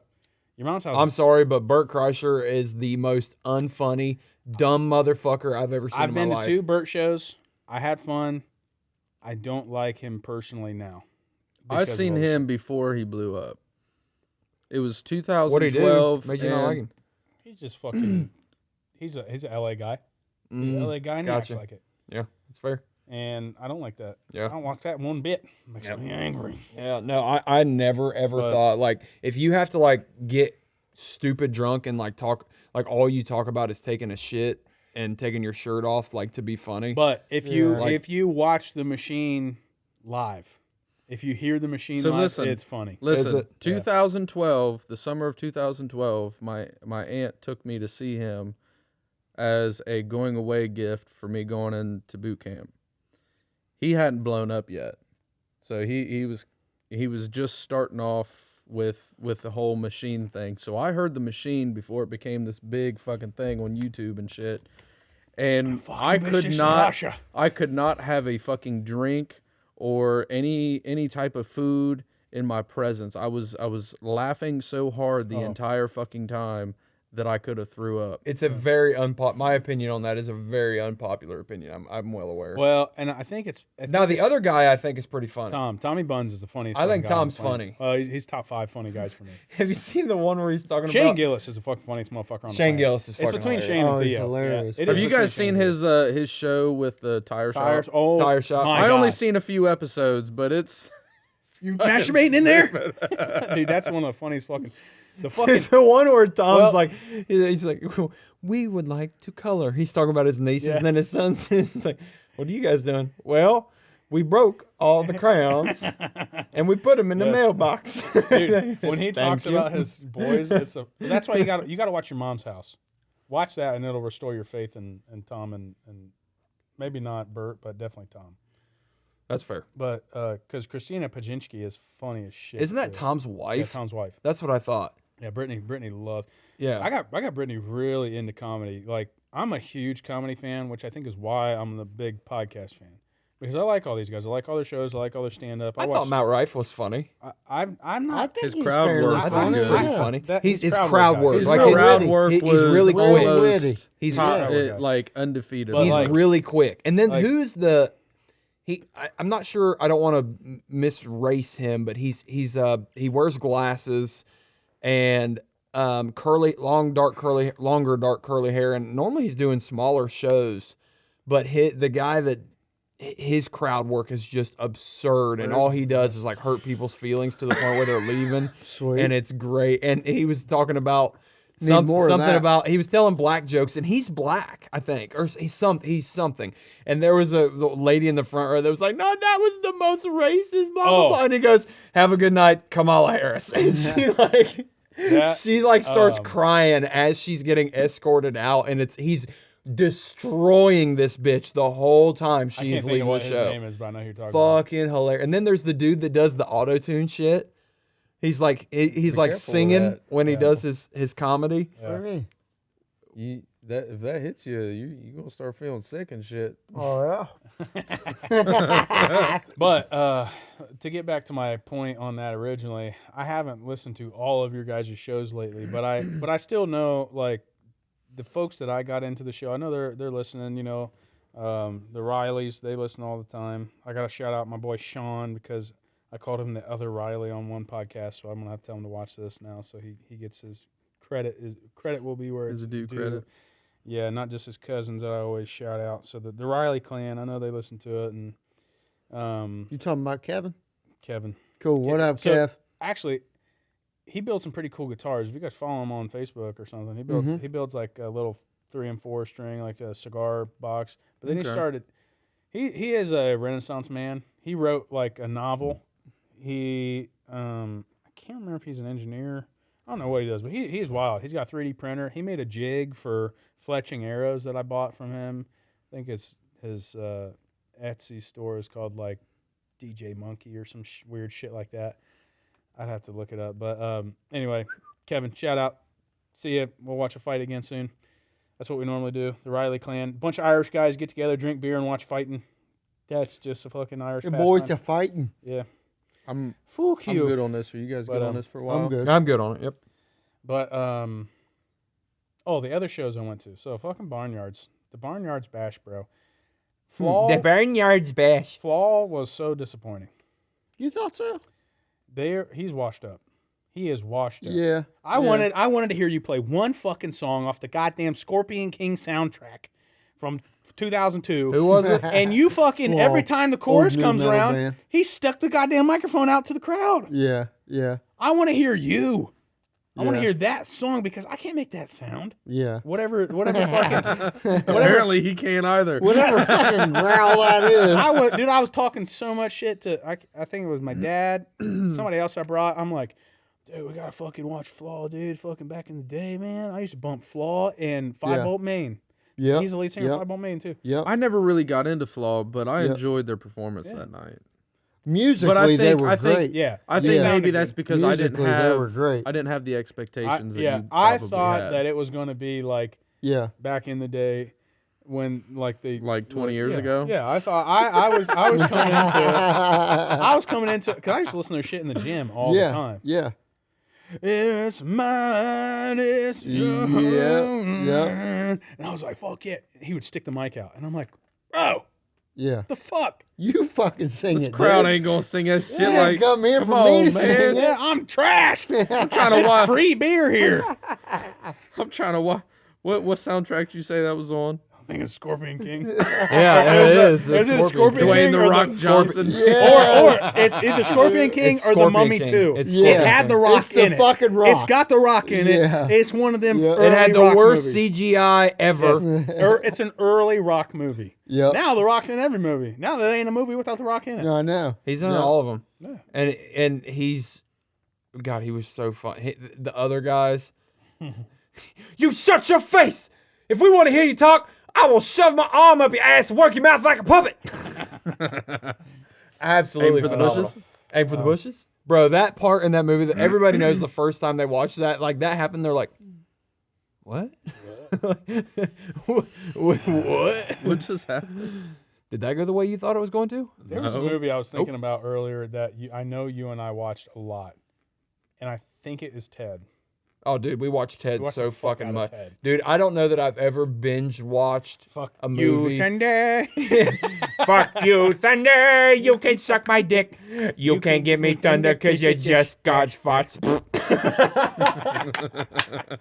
Oh. I fucked her with a parsnip in the back last week. This is what I was going to do. I was going to come on here and I was going to talk about everybody on Tuesday night. Look what Jesus did. Look what Jesus did. Look what Jesus did! Look what Jesus did! Hi, I'm Ted. Jesus H. Fuck! Oh, that's so funny. Oh god, kill it! Oh god, Okay, so- that movie is fan That fucking tastic. So I went to Barnyard, we went to Polaris, and then we went to 2 country shows. And we went to dramatically different country shows. Who'd you go see? Oh shit. We went to Buckeye Super Country Fest or whatever. Yeah. Zach Bryan, I was there. Billy Strings. You were there? I was there. Oh yeah, you were there. Yeah, we saw you. Or no, I saw you take a picture with one of the opening acts. Zach Bryan's got And one who good is song. that? I said what I said. It was So Dustin Kinsrew from I was Thrice. there. I Yes, was it there was. with the radio station. Yes. Because they own a country station, and Yes. so I was just there to What set up a country booth and station shit. do they own? It's a new one in Columbus. I forget Oh. the station number. Interesting. But anyway, I was there and I was Ah, literally freaking taking a shit. Just had some nicotine. I need to get some I more was nicotine. taking a motherfucking shit. I was taking a shit in the fucking porta potty and I heard one of the bands that were part of the tailgate thing that I was like, I know that voice. What is this? I was like, what is happening? So I come out and I go out to the stage and I see that it's Dustin Kendrew from Thrice. I had no idea he was going to be there. I was completely caught off guard. He's got a different stage name though for his country music. Well, it's just his name I thought it was different. because it's his solo thing. His solo thing is very gospel like. Yeah. Yeah. It's like Americana. And so I really didn't listen to too much of his solo He's got one stuff. called Jersey Giants, really good. But he had just released an album that was very Western country. Yeah. Because that's the kind of shit he grew up on. I feel like a lot of guys go that route where they go the Aaron Lewis route. Like you play your rock Yeah, music forever, yeah. and then you get old and you kind of settle down. And you're like, oh, my grandpappy who taught me how to play guitar, so he used to play. I feel like there's Well, a lot of guys that go that route. I have And to it's admit, easier it's to play them kind solo. of going back to what got them into Back to music my to roots. Yeah, start with, going yeah. back to the roots and something. I could see on Dustin's face that he really loved the music that he was Yeah, playing. yeah. Which makes sense because as Thrice moved on, they got more into Kyler Some likes to different call them shit. Mumford and Sons. Yeah, some different So- shit. Yeah, Mumford and Sons. Love You Mumford know, and and that's- Sons. I did not get into country music until later on, and it was primarily me missing home. Yeah. That's like it was sitting in my dorm room in Yeah. college with my buddy from Guernsey County who also was. You need to listen to Nate Smith. Oh, I do. Oh, I okay. like All right, Nate cool. Smith. Yep. I mean, but like that's what got me into country music was saying, "Oh, I miss being home with my buddies." Do you like Zach drinking." Top? Probably not. That's Little super bit. 90s honky tonk A music. little bit, but I really do like all the newer guys like Childers, Billy Strings, Zach. Morgan Wallen about to drop a Neon Brian. Moon cover, Zach by the way. Bryan. Let me tell you something though. Buckeye Country Superfest at Ohio State, filled to the brim. Okay, I went there. So, as some of you might We know, were counting the white boots yeah, as some and the jean, Oh. the full jean Well, dresses. that's everybody there who's just for Zach Bryan. But I want to talk about that though. But let me go back to the beginning. So my wife and I are building this house. Okay, and there's a young, and we're building it by ourselves. When we say we're building a house, the only thing I haven't done is the concrete pad and the sewer line. Everything else I have done. I've done the excavation. I cut the trees down. I pulled out the fucking honeysuckle. I'm fucking through the goddamn chipper, and I've done everything. I've been out there at 9 o'clock at night on a night like tonight, hand bailing out water from the I can't post wait holes. to pick up on what you're about There. to say, bro. So, there's a Charles Wesley Godwin song called Seneca Creek, and I cannot listen to it and not get teary-eyed. I really cannot, because that's the work that we put in to build this house together and build our family out there. So when I found out Charles Wesley Godwin's coming to Columbus playing with Zach Brown, I didn't give a fuck who else was on the ticket. We're buying tickets. Yeah. We're going. Yeah. And that was for my wife's birthday, and she's the same way. She can't listen to that or any of Charles Wesley. Dude, Charles Wesley Godwin has to be one of my favorite artists right now because of the depth of music that he writes. I mean, he writes shit that brings me to tears every fucking song. Every fucking song. Hardwood Floors, god damn, dude. All Again, god damn. Seneca Creek, god damn, brother. God damn. And so we went. And I can't remember who was on before him. A good act. Then you got Charles Wesley Godwin. Plays guitar really well. There's a banjo in the band. There's a stand-up bass in the band. There's a fiddle in the band. It's a full act, a full band, and everybody's playing instruments, strings across the board. Then you got Charlie Crockett goes on, and this motherfucker has a guitarist playing a Dan Electro. My one guitar with the lipstick pickups. Did I bring that in for you? I've seen him. You guys, he's played the old. Yeah. It's Yep. press board and lipstick pickups, and it is twangy. I'm gonna keep this going. Yeah, it's got the twang. Yep. Anyway, so you got him. Then Turnpike Troubadours. Again, a full band, a full act. My point, but when I say a full band, a lot of modern country music, this is like background noise playing behind the guy in the front. Yeah. It's fucking Session musicians that recorded it, Yeah. and then it's not a band. and they might have a consistent band that plays around them. Perfect example, Luke Combs' drummer went on Drumeo. And he's playing stuff that you would never hear him play with Luke He's Combs. a metalhead. Yeah. He's a And it's- metalhead. Yep. But that's my point. My point is that when you go to a modern country show or a stadium country show, whatever, you're not going to listen to The band. the fiddle and the banjo and the stand-up bass and all that type of shit. But even Charlie Crockett, who played a different style than what's really my style, amazing guitar playing, amazing amazing artist. And then I was most excited to see this next guy, Billy fucking Strings, dude. Yep. Billy Strings. I stood up, man, and I was like moved. I felt the fucking Holy Spirit moving through me. And I leaned over to my wife and I said, "This is the greatest musician you're ever going to see live in person in your lifetime." Yeah. He is that good. Yeah. And he won't admit it though, dude.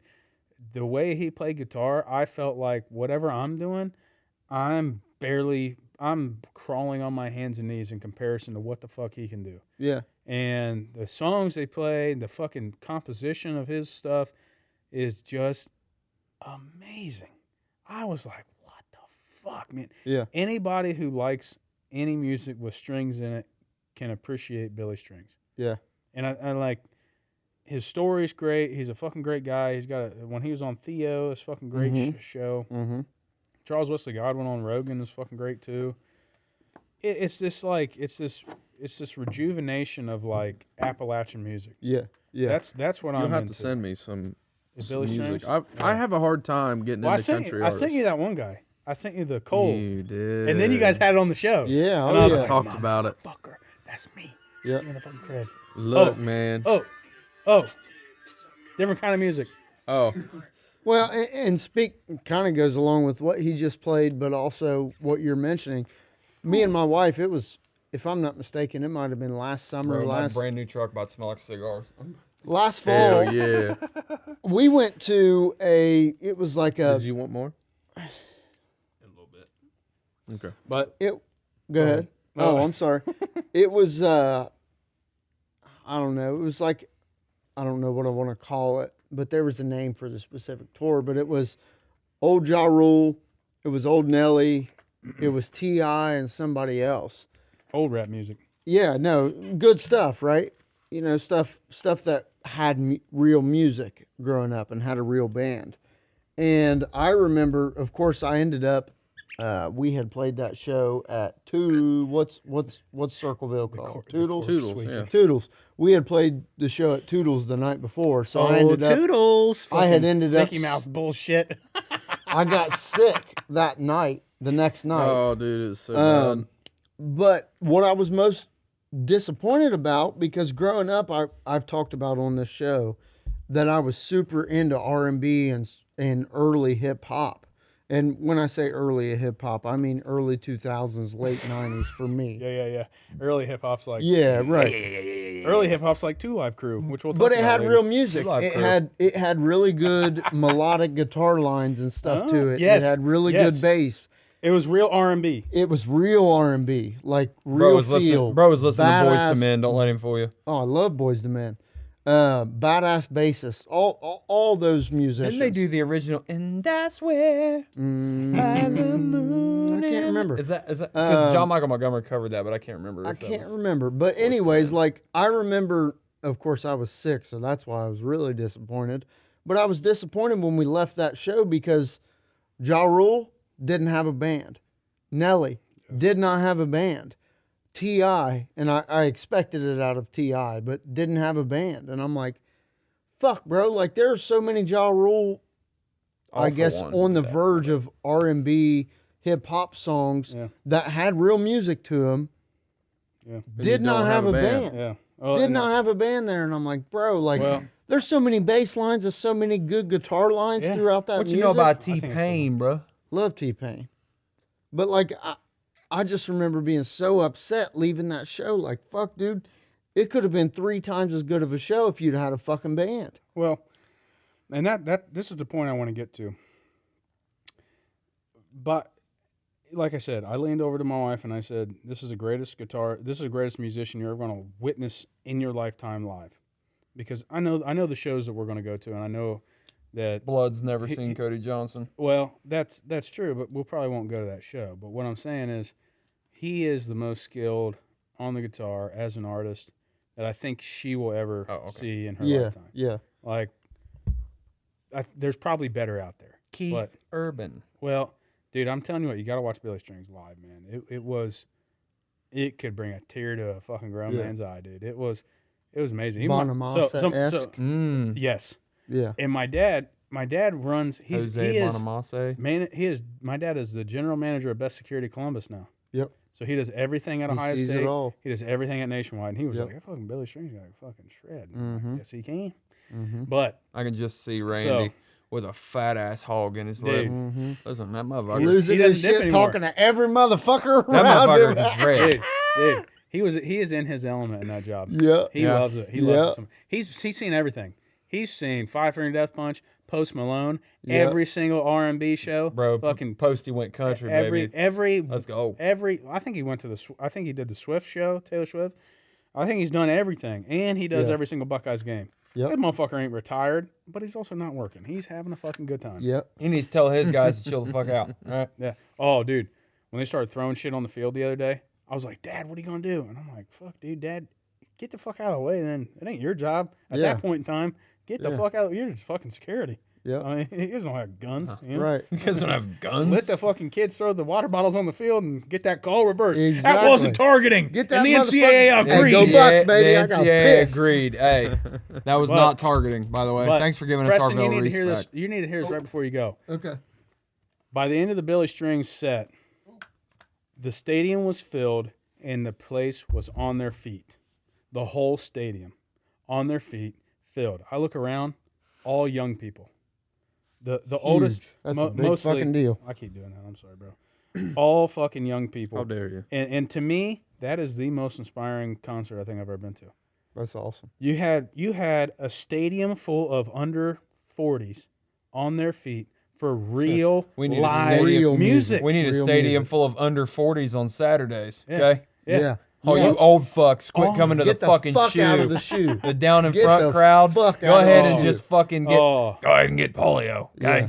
listen though. I don't want to see you in C deck. I was like, this is a good sign for music. Yeah. Mhm. In a time of AI and Yeah. I'm fucking in my bag. EDM type of shit where you're just playing with a fucking soundboard. Yeah. You know that. Not saying that takes talent too. I'm just saying. What you know about that key Glock, bro? I think that real music with real instruments is making a fucking comeback. Yeah. I really do. Oh, you're good. I think it was fucking amazing.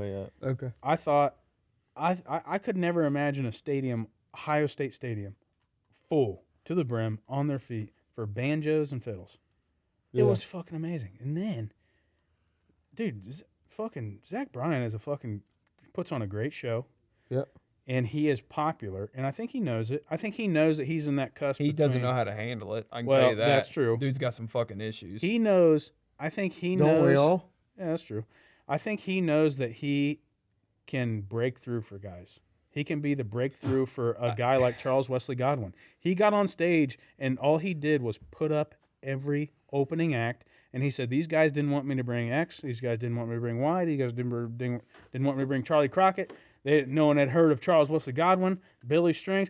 I wanted to bring these guys on this tour with me, and thank God these guys let me bring all these guys on. And that's how I felt. Like, I felt like everyone was there to see Zach Bryan, and then they got introduced to Yep. real musicians bringing back music with real. You like Cody Jinks? Yes, Yeah, 100%. Love Cody But what I'm Jinks. saying is, he exposed all these Yeah. people who were just there to put on their white boots and jeans to go Yep. fucking Yep. watch the popular guy, Yep. singing love songs. The pop music. Yeah, the pop. Yeah, and that's what it is. It's good. I love. Hey, I love. I got a whole playlist of Zach Bryan songs on my phone. Right.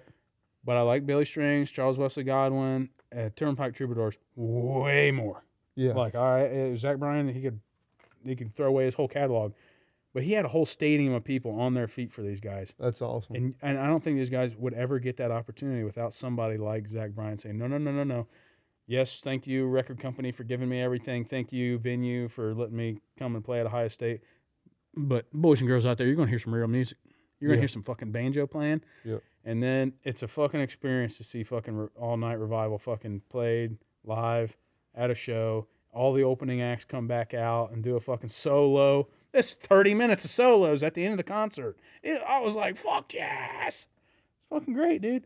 It restored my faith in the music industry. Like, I think there's a path for good musicians, and but it takes that humble musician who has made it Yeah. to lean back and give that hand up to the next guy, I think. And Well, and it was- Kyler's talked it was about it pretty fucking before. cool. It was pretty cool. I'm not- And sometimes it's fairly obvious, sometimes it's not. But everything is cyclical. Mm-hmm. So, like, Everything is cyclical. music in general will progress or it'll change. But I promise you, especially music, shit comes back around. Throw that Why- ass in a circle. Yeah, and I got to sneak out for a second, but why are we hearing new metal influences all over again? all over the Why place. are we hearing shoegaze influences all All over over the again? place. Why are we hearing country metal Yeah, dude. fusion? Is it fucking 1998 again, or what's going it's on? Shit, it's really Great cool. year. And I want to dive back into this conversation when I get back, because a year ago and even to this day, we're in a really good place for music, and I'll give several examples. I got something for us to talk about. What? Just me and you. What? Good. Get the fuck out. The losers have left the show. Mm-hmm. I'm a loser. All right, let's I'm welcome. a loser. You made a comment in the group chat on the way here, like, I don't even know what the fuck to talk about. I haven't really been that deep into the music scene. And honestly, I feel similarly. So many podcasts, bro. Yeah, well, like I said, my vehicle, I cannot listen to music in it. Yeah, and On the way. it's hard for me in football season, like, because I listen to so many sports podcasts, dude. Like, and they're long, right? Like I listen to hours upon hours of podcasts, and then like I've been listening to a lot of Rogan lately, and so it's hard for me to and I get in swings, right? We've talked about music mood swings before, right? And I get in moods where I do want to listen to music. But bro, I am just so heavy on the podcast. And like, dude, I was on a plane, this week a couple times, and I'm just sitting there listening to podcasts. Like that's just what I do. So it's hard for me to. I feel you. I feel you. No, I get you. And I've gotten out of the podcast game a little bit lately because I find it to be a little distracting for me. Mm-hmm. I have trouble keeping focus. I honestly think I'm getting like adult onset fucking ADHD or something. I really do. Like, I have so much trouble focusing at work. And You need to be on that Addy, bud. I need to do something. But I also used Ask to. Preston, he'll tell you. I used to listen to music a lot more at work, but I broke my headphones and I haven't replaced them. So I've just been sitting in silence and misery in my office. Preston, you still off the Addy? No, or yeah, I'm on that. Yeah, But Derek needs it. no, I'm gonna try not to. But I felt that way like over the last 4 or 5 months in particular. Last like 3 months mainly.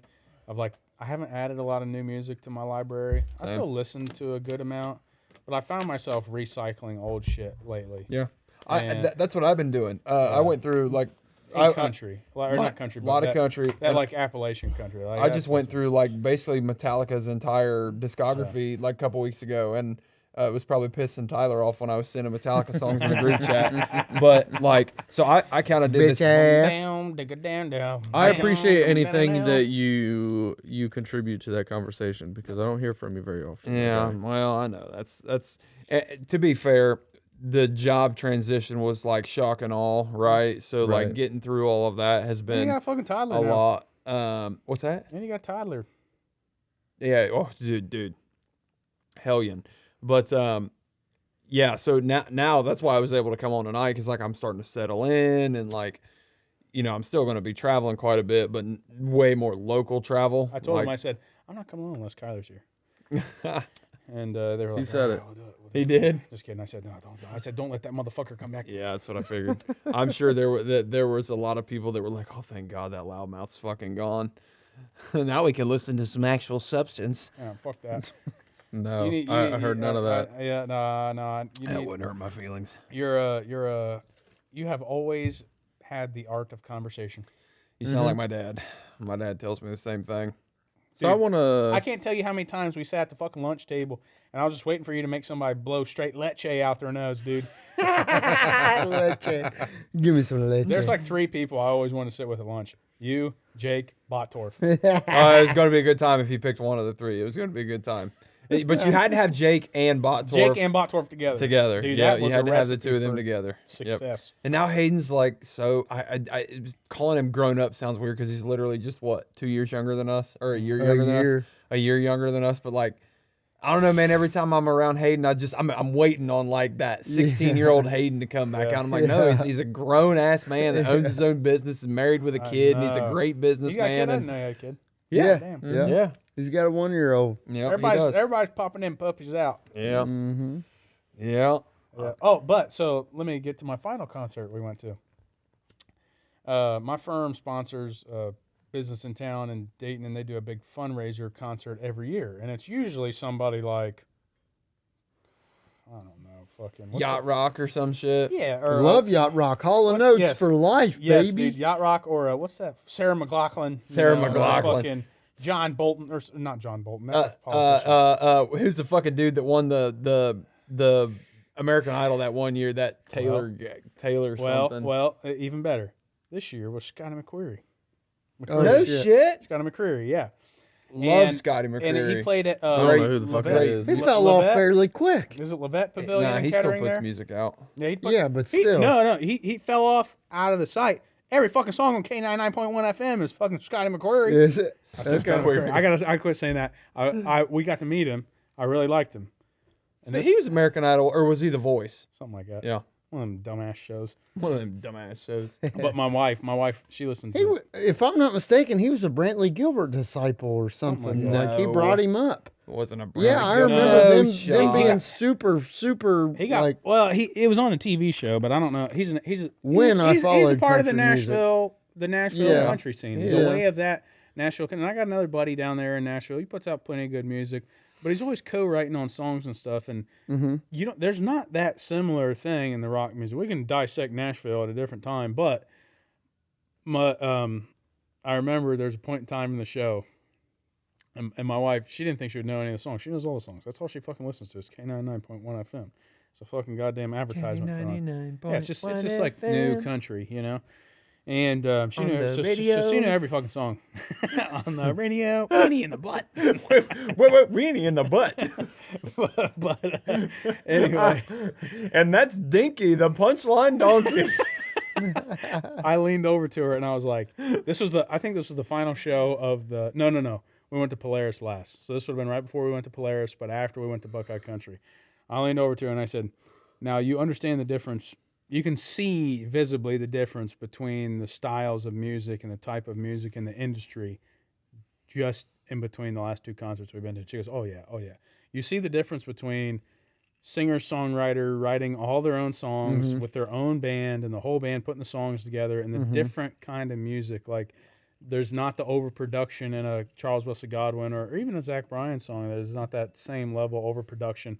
There's some off-timing shit. Yeah. There's some stuff that's not for everybody. There's not that you don't have a lot of poppy choruses and poppy riffs and shit like that. right. So then you go listen to Scotty McCreery and you're like, oh shit, this is fucking 3 chords in the same fucking chorus every fucking time. Yeah.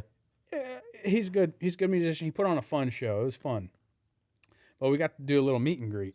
And my buddy, Brendan, who is also in that Riley clan, he is a tried and true cigar aficionado subscriber. So every time I go over to his house, I read the Cigar Aficionado magazine, and they do these celebrity editions. And James Hetfield is one of them. He's a big cigar guy. So Metallica has their own line of cigars with, I can't remember who, but they got all kinds of shit. No, thank you. Bunch of artists, bunch of athletes.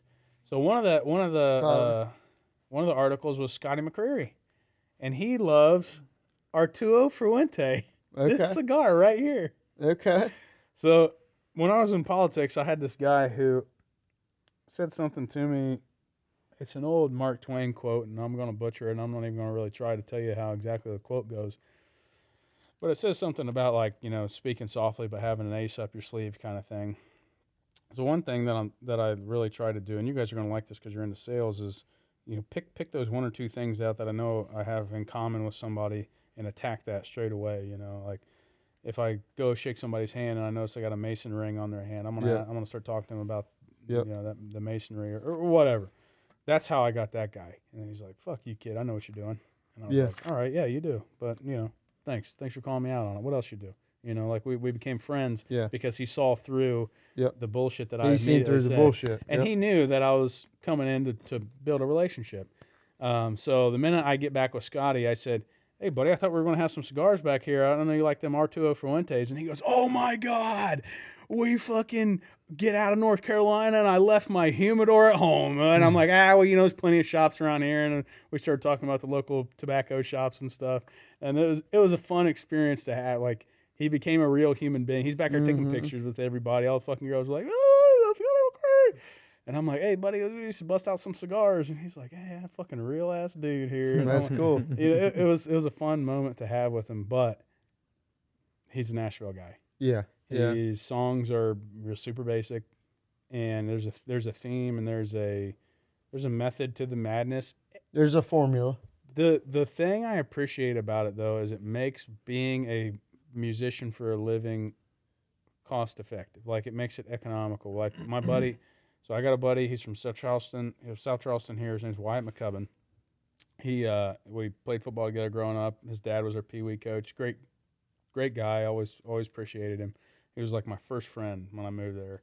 And he writes on so many songs, and his wife does too. And they make a living. Like they have a life in Nashville being country artists, even though they're not Yeah. The number face. one Billboard type artist. Like Wyatt's got some great fucking songs that I really like. It's like that. It's an older style that he probably would thrive in, but it's not like the type of stuff I'm into. It's not like that Appalachian, kind of revival type of shit that I'm into. But it's still an older style that he really thrives in. Mm-hmm. But it's still Nashville, and it's, I can't knock See, it. that's a whole level of the music business that people don't understand.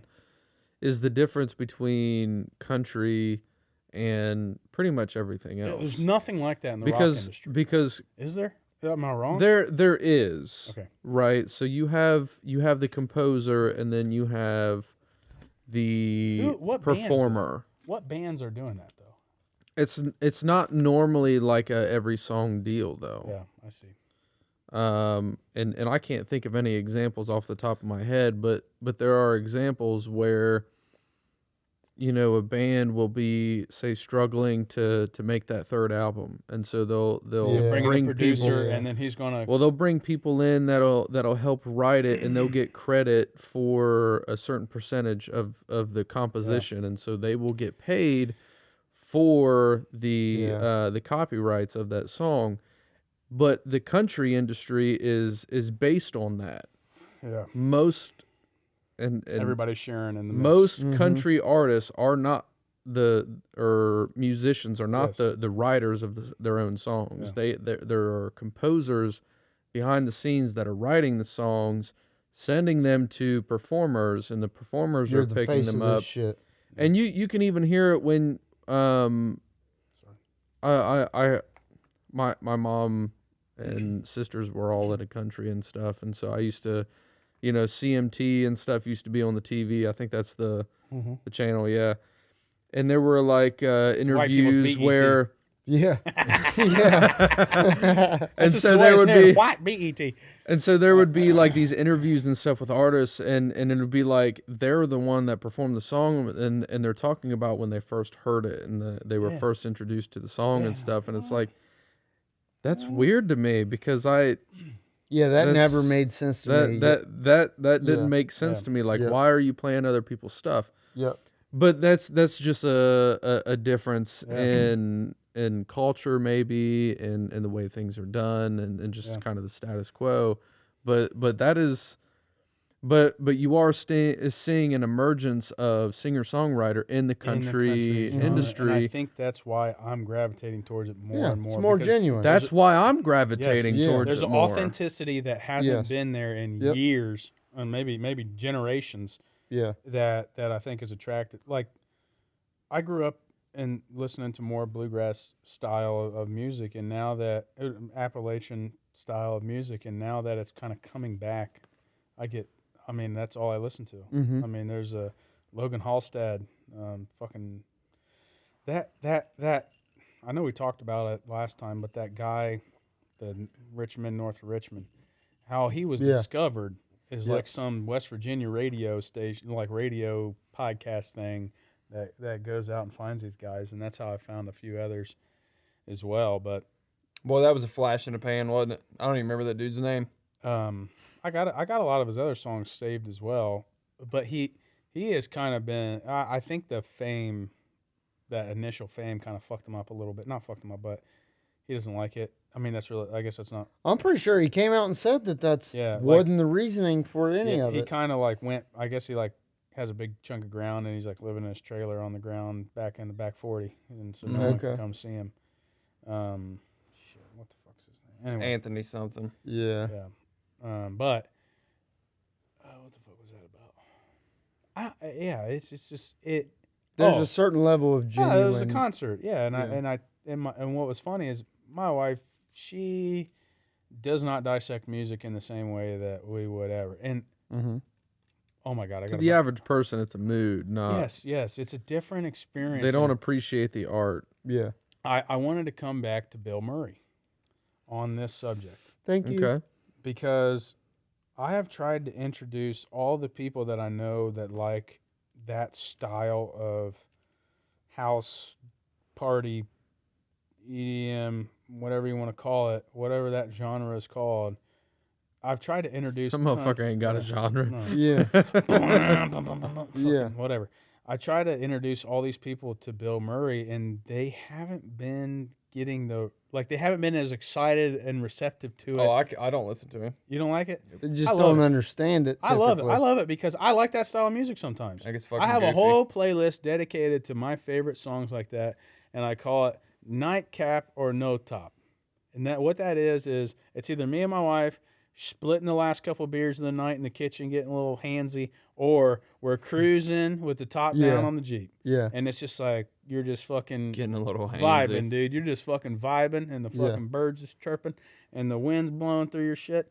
And it's just fucking, you know, fucking whatever. It's a vibe. And when I say he, I shouldn't say he meaning just Johnny. And I don't know if it's just Johnny that writes the gist of the songs or if it is the band Yeah. in general, because there's a whole ass group. But the way they have been able, if you really sit down and you really listen and you really understand, It is a huge especially the newest stuff, like the last Bro, album. it is. The last Tractor core. Yeah, I mean, Yes. it's dude, that's what it is. Like Dude, the fucking way he's song, able- the song that starts off with fucking way down yonder on the Chad Hoot. That song, it's a banner no name. Yeah. You're like, Yeah, fucking, like- what the fuck was that? the way they have been able to take this modern pop melodic country stuff that you're so familiar with, regardless of artist, and then mix in these heavy elements out of nowhere that fit so fucking perfect. It's not like it's I'm gonna burn this place down, dude. I'm fucking so sorry. it's not like it's like the stuff's out of place. Yeah, no. It's not, It dude. is. It's The real way music. the way they're able to mesh it together Dude, it's and make real it make music. sense and make This it It's work. real is insane. music. They're folding a deck of cards, and what I mean by it, listen to this. You'll like this metaphor. There's four different suits. Yeah. There's four different suits. They're folding into each other, Yeah. and it fits perfectly. And then the fucking fucking- saxophone comes in and Oh, finishes man, it. the Oh. sax solos are elite. And there's even more sax live. It should be illegal. There's even more It- sax live. What these men are doing with music should be illegal. Dude, it's the real Mixing like fucking this, deal. it should be illegal. And the other thing, let me tell you this. The other move they made recently, and I don't know how widely known it is, but if you're like super into heavy, I would say heavy metal music, you know that Issue's former drummer, Josh Manuel, is the real deal. Mhm. He is now the drummer Oh. of Bill Murray. That's I'm fitting. gonna Damn. come. Yep, That's fitting. yep. Oh, what's dude. what's Rebella doing these days? I have no idea. I have no clue. Well, I've tried to introduce Bill Murray, and I was thinking about this. It takes some time. People are listening to music. They're listening to that house EDM shit. It's a mood. Yeah, for Bro, a mood. issues. Yeah. There was And the nothing like mood- issues. I don't give a fuck Yeah. what No, nobody dude, says. nothing there like That it. was a Yeah. that was a fucking Oh, like dude. religious movement. Another Yeah. P Dunn introduction for me. just Yeah. throwing that out there that band will never be forgotten. And this, we're kind of bouncing all over the place, but me and my dad had a conversation a few weeks ago, and I don't know if it was in relation to music, and I was just thanking him for, providing me indirectly my love of music in general, and he had said something to me. Can we please Yeah. jam issues when we're done? Yeah, Yep, absolutely. Fuck yes. He had said something to me that sounds on the surface so simple, but it describes my interest in music, but also my personality so much. And he's like, good Gay. music is good music. Did you hear what I said? No, Gay. not kidding. me, not me. Little gay. Well, it's good. But he had just No, say said that like, again. Start like, good music is good music. It Wow, doesn't dude. matter what fucking genre. Oh my I God. don't care what it is, dude. We had a band Dead before Poets this. Society. We What had- Dead Poets Oh, Society my just did with their goodness. latest album. You sent it to me. I'm not a huge fan yet. I need to listen to it again. I have no fucking clue what it is, but I do I'm not lot- give a shit. I am so Fucking much love like it. you. Good music is good music. I'm so much that 100% amen. But I am so much like you, where I have to listen to something a few times. Yeah, before it I takes begin. me a bit, And but and but Dead Poets because I'm Society is willing to like- try and yeah. understand it. Oh, dude, you sent me a couple bangers lately. Let's fucking give some shout outs, dude. Let's give some shout outs to Bring it on. Stop, Drop, Rewind. That fucking Compulsion song. Ooh, I don't remember that. Oh, dude, you sent me that. That was Hold on. great. Hold the fuck on. Good hold. terms. Why am I just now finding out about good terms? Woo! Good Shout out to terms. them boys. Yes. Fallout good Boy terms. with breakdowns. What's this? The song Mask by Good Terms. Karmajika breathing. You sent me that one. Oh the other yeah, day? that's super genty atmospheric Yeah. shit. I got into. I found this song called. Compulsion, Stop, Drop, Rewind. I found them on Facebook. I found this one called. It's the song is Guilt. Throne Throne. is the band. Oh, yeah, Will well, Putney. I think we've talked It's about fucking him. Will Putney. Yeah, it's fucking Thornhill. dirty. You guys ever listen to Thornhill. Thornhill? Yeah. Yep. Oh yeah. We seen them live with Polaris. No, with Silent Planet. Yeah, I was about to say. Silent Planet and who? Currents. Johnny Booth. Of Oh, Virtue. Johnny Yeah. Booth. I really Yeah. like Of Virtue. Thank you. Yep. Thank you for introducing me to Of Ooh, Virtue. The Yeah. guitarist is a member of that band. The I like guitarist them. of Hollow Front. I really like Elwood Stray. I think we've talked about them before. Yeah, you have. Yep. Stray. Yep, I like they're those a mix guys. of Elwood Stray is a mix of Landmarks and what's the other band that we had said? Have you sent him Static Dress? No, not recently. No, All right. Holding out on me? I You- must have You missed like it. new metal, right? Yeah. Yeah. Yeah, I'm gay. I like baggy shorts and flat bills. Yeah, we Let's say go. gay now. Yeah. I'm sending Gay's a it good to thing. you. Just kidding. Um, Dylan Gossett, Cole. Tyler had Gay talked is about spelled them. G-E. All right, Let's look. go. So I did want to the piggyback new Real on. Friends album. Bro, New you Real say Friends piggyback. album. You say piggyback one more time, we're throwing hands. I didn't get in. I listened to it. Bro, that 3 new Real times Friends I'm through. so album. tired of hearing that from fucking meetings. I'm gonna go ahead and piggyback off of what Yeah, Bill what are you gonna said. piggyback? I'm gonna go ahead and piggyback this knife in your neck. Shut up. She went just piggyback. The real- Chili baby back ribs. you know he ad-libbed that? Who? I'm pretty sure Mike Myers He ad-libbed that line? that Chili's baby back ribs line. No shit. I'm almost positive. He would. That whole like back and I forth. want my baby back, baby back, I'm baby gonna back. eat you, baby. I'm pretty sure from that point on. I'm bigger than you. I'm higher in the food chain. Yeah. That whole deal? Yes. No shit. He looks like a baby. It kind of looks like a baby. So I wanted to pick up on. See, didn't I say it, caught didn't that. say We it. were- I there wanted was- to pick up on some things that you were talking about. Sir, Part of would it you prefer a was some of the piggyback? country stuff. So we've been talking a lot about country tonight, and Country. it's there were some songs that you sent. What was his name again? Dylan Gossett. Yeah, so Dylan Gossett. There were Texas some boy. songs from him that I really got into, and I almost had them on repeat for like days. Oh and my God, days. I'm so glad you just said that. Thank you. Because to me, as I have tried to open my mind to country, I have found that it is the more singer songwriter, the almost grungy country Yeah. that I have gotten into, because it does relate to It's emo old music. grunge music It from is. the 90s. It's emo for country. Yep. but it's country, and it's so broken down and kind of raw, and I've enjoyed it. There's still some songs that I can't get behind because they're Can you get in front? yeah From the they're, side. they're, it's from the kind of a side? typical country song, but there are some that just Pornhub feel caption like is side fuck. but some of these Yes, songs I'm over 18. Y'all motherfuckers know what I'm talking about. Derek's laughing because he sure- knows what I'm talking about. I'm pretty sure they have entirely banned porn in Texas. With a hyphen. Is it Texas? There's a state that I think is banned now, and I'm like, I thought it was like Virginia. Sorry, bro. that's what we need to get back to. Fuck you, Virginia. Now I gotta click an extra button to get to Riley Reid, you ass fuck. she's looking to remove her shit from the Yeah, internet. man, Yeah. she done But passed anyway, it. all right, we're not getting into Mia it. Khalifa said the same thing. Too late, bitch. You already Man, put what a it. fucking Put your pussy lips on live. I'll give you $1,000. you know, as a father of a daughter, Oh fuck. goddamn, dude, just whatever I have to do to make sure that doesn't happen, Oh God. I'll do it. We had a guest on here I that gotta be gay. whose I'll father do it. failed.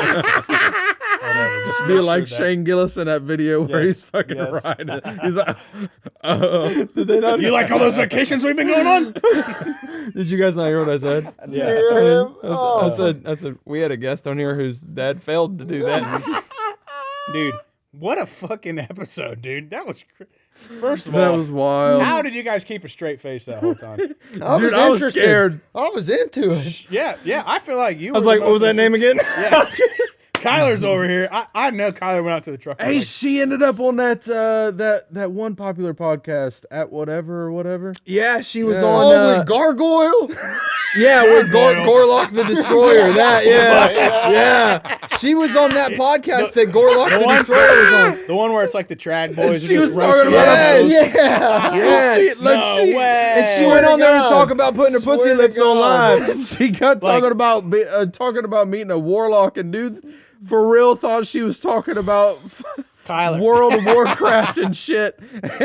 And he's I'm like, a level what 7 level dwarf. was he? Yeah, what level was it? Dude, that's funny. I don't watch that podcast. I just watch the reels on The clips. YouTube. Yeah, the clips. It's Yeah. like, you're trash, and then they should be like, no, I'm not. Yeah. And it'll be like that. Yeah. Yeah, and they'll be like, Gorlock no the one's gonna Destroyer. marry you because you have an OnlyFans now. You're a tramp. Yeah, they just roast the fucking girls on that, and I kind of feel bad, like a little bit for them. Oh, man, when I see some of the money these women are making, I'm like, "Pff, I ain't hating on you. Hey, sometimes Wow, I good agree job, with dummy. things on that podcast. Sometimes I don't. yeah, but yeah. It's like anyway, it's like Andrew Tate. yeah. So anyway, Boy, he He was said- having a Listening- time this week, wasn't he? He says one good thing, and they're like, bro, chill. There's 7 women in the kitchen. You're like, all right, bro. Chill out, Dan Bilzerian. Rosarian. I'm cramping over here. I need 7 clocks in the kitchen. Fuck, what was we talking about? We was talking about country music or some shit. Music. Yeah, I mean, as I try to open up to more of that music, I'm starting to find things I appreciate, I guess. Yeah, But That's what you'll happened have to me. send me some Billy Strings. I've heard good things, but I haven't really gotten into it. Bro, but into the mire, get a little, one thing you know. One thing that you said, I think the last time you came on, that has stuck with me, on a very deep level. Men are meant to toil the earth. Oh, this is a. I Mhm. want to reiterate this just so everybody knows.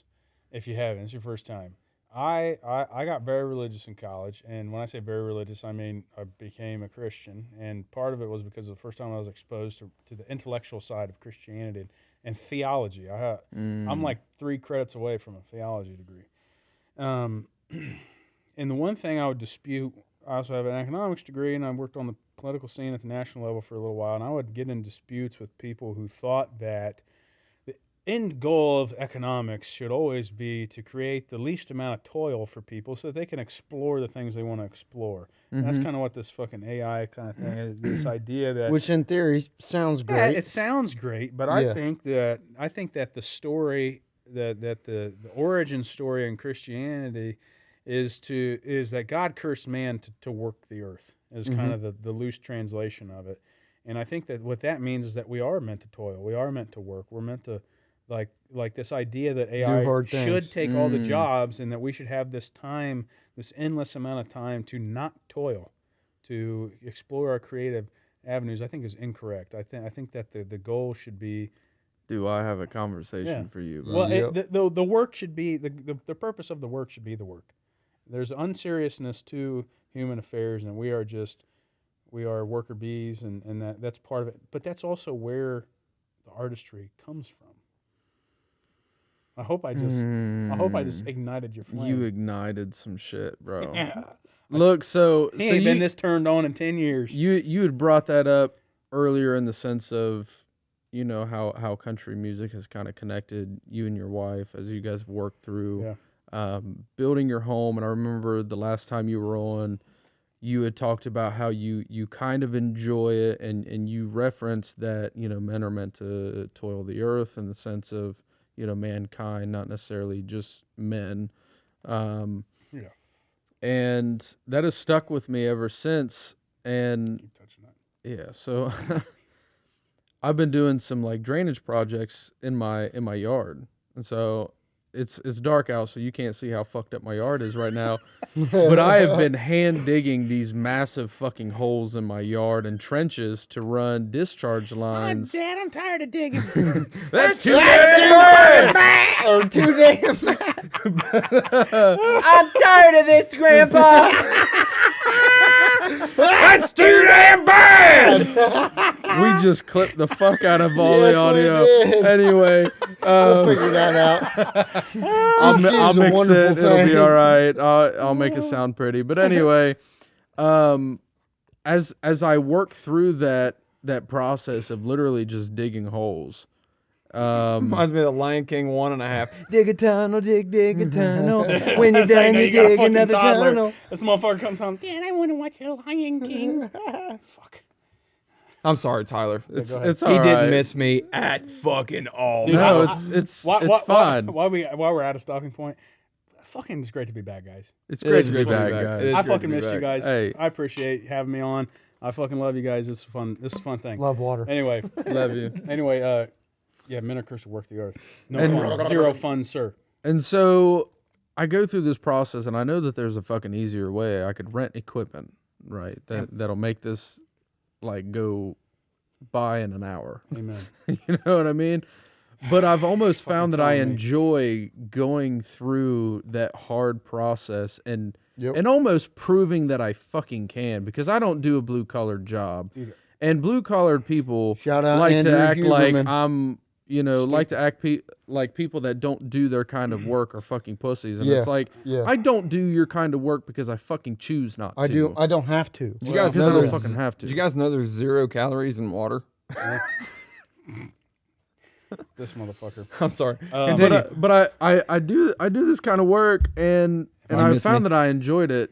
I did miss you, actually, and the interruptions do not bother me whatsoever. If I could start Love you. over, Love you. if I could start over, I genuinely question. If I could start over and I knew what I knew now, and I could just go back and change everything, Oh, I'd have never went to college.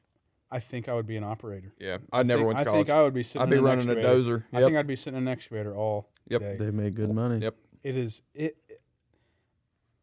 That was the greatest time I had. Was late at night digging up tree stumps at my house. That Yep. was so much fun. And that's a lesson that I'll pass on to my kids is, dude, if you don't want to go to school, don't go to school, bro. Like Yeah. our generation, I feel like we might have talked about this on the show before even. We, especially in high school, they were like, you have to go to college. You have to go to college. If you don't go to college it's and get a 4-year terrible. degree, Yeah. you're never going to be nothing. You're either going to me, college or man. you're going to the military. There's no blah, blah, blah, Yeah. blah. And there was nobody ever talked about going to welding school or diesel mechanic school or become a union electrician or That's a why I plumber. went or to vocational school through high Yeah. school. because they didn't That's why I fucking went to tell you Laurel that Oaks. shit. Yeah. Yeah.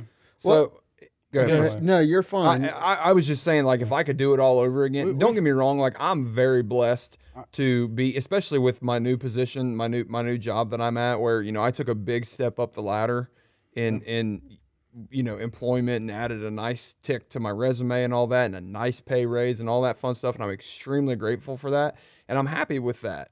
But if I could do it all over again, yeah, I'd be running next. I'd be running Yeah. a dozer. I mean, that's Yeah, and he I know you talked about it on the show because I listened to the episode. One day, Preston calls me out of the fucking blue at 8:00 in the morning. Yeah. and just to get it It's off his real, mind, bro. And It's fucking it real. it was perfect. And I talked to timing. you immediately after me and him had this It was conversation. perfect timing. Which for one me, is you this? know, it's just We It's were about talking about our generation, college how me and and you agreed how gatekeeping things and- are fucked up. Oh yeah, it's yeah, just yeah. for me, it's more the gatekeeping thing that's most frustrating. But it's just that whole vein of thought, and something that I'm going to start being more vocal about is that COVID ruined, I think, a generation of, not a generation, but of people who I think are in our age group. COVID really fucked us up. It has nothing to do with getting sick, has nothing to do with dying, nothing like that. Interest rates climbed at a time where we were just entering the market. Mm-hmm. So we didn't have the opportunity to sit on equity in the same way that the people in the market who were already sitting on equity did. Hopefully we can get back to a point where we're like pre-COVID Yeah. opportunity. Yeah. Pre-COVID Booming. opportunities for folks like us to We'll just build be- and establish wealth. we'll probably be a decade behind schedule. And the people who are already established in their career, in their homes, with bank accounts full of money, cars in the driveway with good interest rates, a house with a good interest rate, Yep. equity in their home, money in their retirement account, they did not feel the squeeze that everybody else felt. And I think Yep. that's what we fucking saw on Tuesday. I Yeah. think that's exactly what we saw because more young people turned out to vote And for mo- something and more different. working class the people. exit polls said we need a drastic change in the direction of this country, and I think that is in part because of the squeeze that people felt at the bottom, at the beginning. Yes. Yeah. Trying to start their life. And that's why I think the We haven't had working a- we the haven't had a working start- class, the unions, Yeah. turn historically against it. Democrat voters. And it's a complete rejection. I think it's a rejection of the policies that were implemented during COVID too. And I don't think people are talking about that. People are not talking about that at all. I haven't heard that word thrown around at fucking all. And I think that's really what we should be feeling and talking about. And it's also pushing back against the idea of we're the government, we're here to help. yes. You know, which people who Most understand people- history I- will remember that, Dude. that Ronald Reagan said the scariest words you will ever hear is we're the government and we're here to help. If I learned anything traveling the country, talking to people about politics, it's that most people want to be left alone. Yeah. Yep. I know I do. Yeah, and it's just they want to be left alone. They want the opportunity to go out on their own and to make money. And the people who aren't preaching that are schemers. Yeah. And they're grifters, and they're going to be schemers and grifters no matter what. So before we dive Anyway. deeper into that conversation, we talk about how mankind is meant to toil the earth. Yeah. And I'll tell you what, and I'm Gender neutral terms, men are meant to toil. right. Me and Tyler have almost had daily conversations about this recently. Letting this go out. One, because of his personal ideas he has on the side. Two, because of a journey personally and professionally that I'm on right now. But I'll tell you what, I'm obviously in the middle of a career change. I'm in the middle of I would say, what's the word I'm looking for? I can't think of the word right now. But I'm in nursing school right now.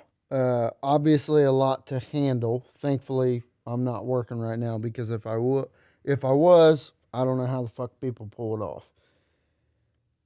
But when you talk about men are meant to toil, there is a certain self-esteem and a certain self-confidence that comes from doing hard things. And right now, I can honestly say there's a certain self-confidence that I have that is because I'm putting myself through this bullshit every single day. And I almost feel like a superhero. Yeah. Just because a little fucking Goddamn. little bullshit I'm knocking out every day. I need to get back. 3 on weeks later leads to this result. I feel like a fucking god sometimes with Yeah. what I'm able to accomplish in a day. Yeah. It's insane. You know what's crazy is since taking the bar and becoming an attorney, I've been chasing that feeling and I can't fucking get it, dude. I feel like I got shackles on. I feel like I'm inside of a Because dome. there's not a whole lot you can control. No, and thank you. there's so much gatekeeping. And I'm there's good. so much. Yeah. There's just so much. I need to shrink. I made so many leaps and bounds throughout my life in short periods of times that I need to start learning how to have little victories. Yeah. I don't know how to have Yeah. little victories. No, Yeah. no, you have them. You That's just a don't know big how to deal. recognize Let me and talk to enjoy Yeah, you. them. right there. deal. Yes, but Let me talk to you about a daily lens, sir. daily lens. All right, give me some. I got Preach, brother. I got some concepts here. Look. About inhaled. Fuck. So with looking at life on a daily lens, you start realizing, right, that no day, like tomorrow's not promised. You know, and so when you start living life as if every day is your last, you start What kind of auditing- cheesy bullshit listen, is this? you start auditing That was your loud. day It's in about to a happen. in a sense of, okay, well, I want to be able to Yep. live a little each day. And so each day I have to accomplish the things that, you know, I know that I have things that I have to do. I have things that I have to accomplish each day. And in order to excel in life, I have to accomplish a little bit more than average. And so you start learning how to be more and more productive each day so that you can have the opportunity to live a little bit. And that's where I've been here the last couple of years is recognizing that tomorrow's not guaranteed. I should be offering my kids a little bit of time every day that I can.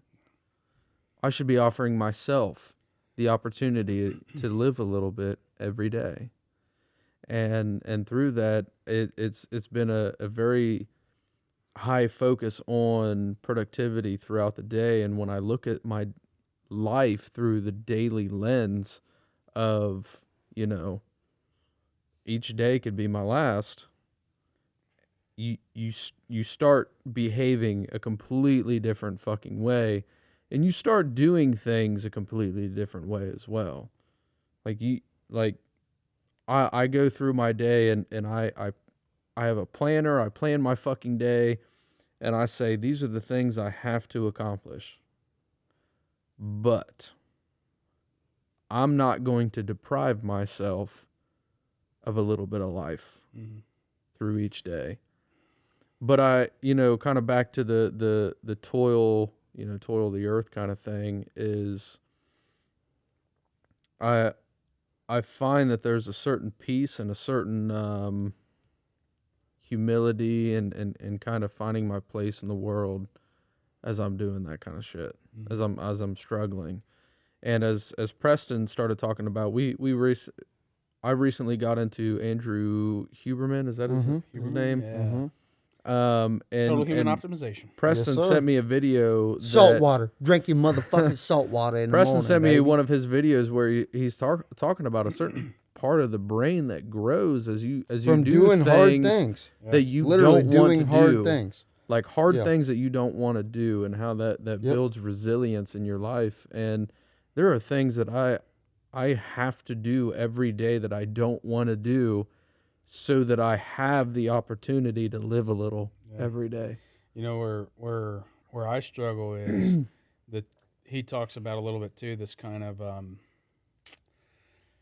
this condition that you can kind of develop when you are like super high goal oriented, and then you're constantly chasing that big high, and then you're constantly finding ways for these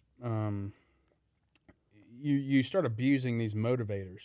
For me, it's music. For me, it's caffeine in particular. Caffeine, music, all these things that I think I have to do in order to have a good day at the gym or a good day at the office.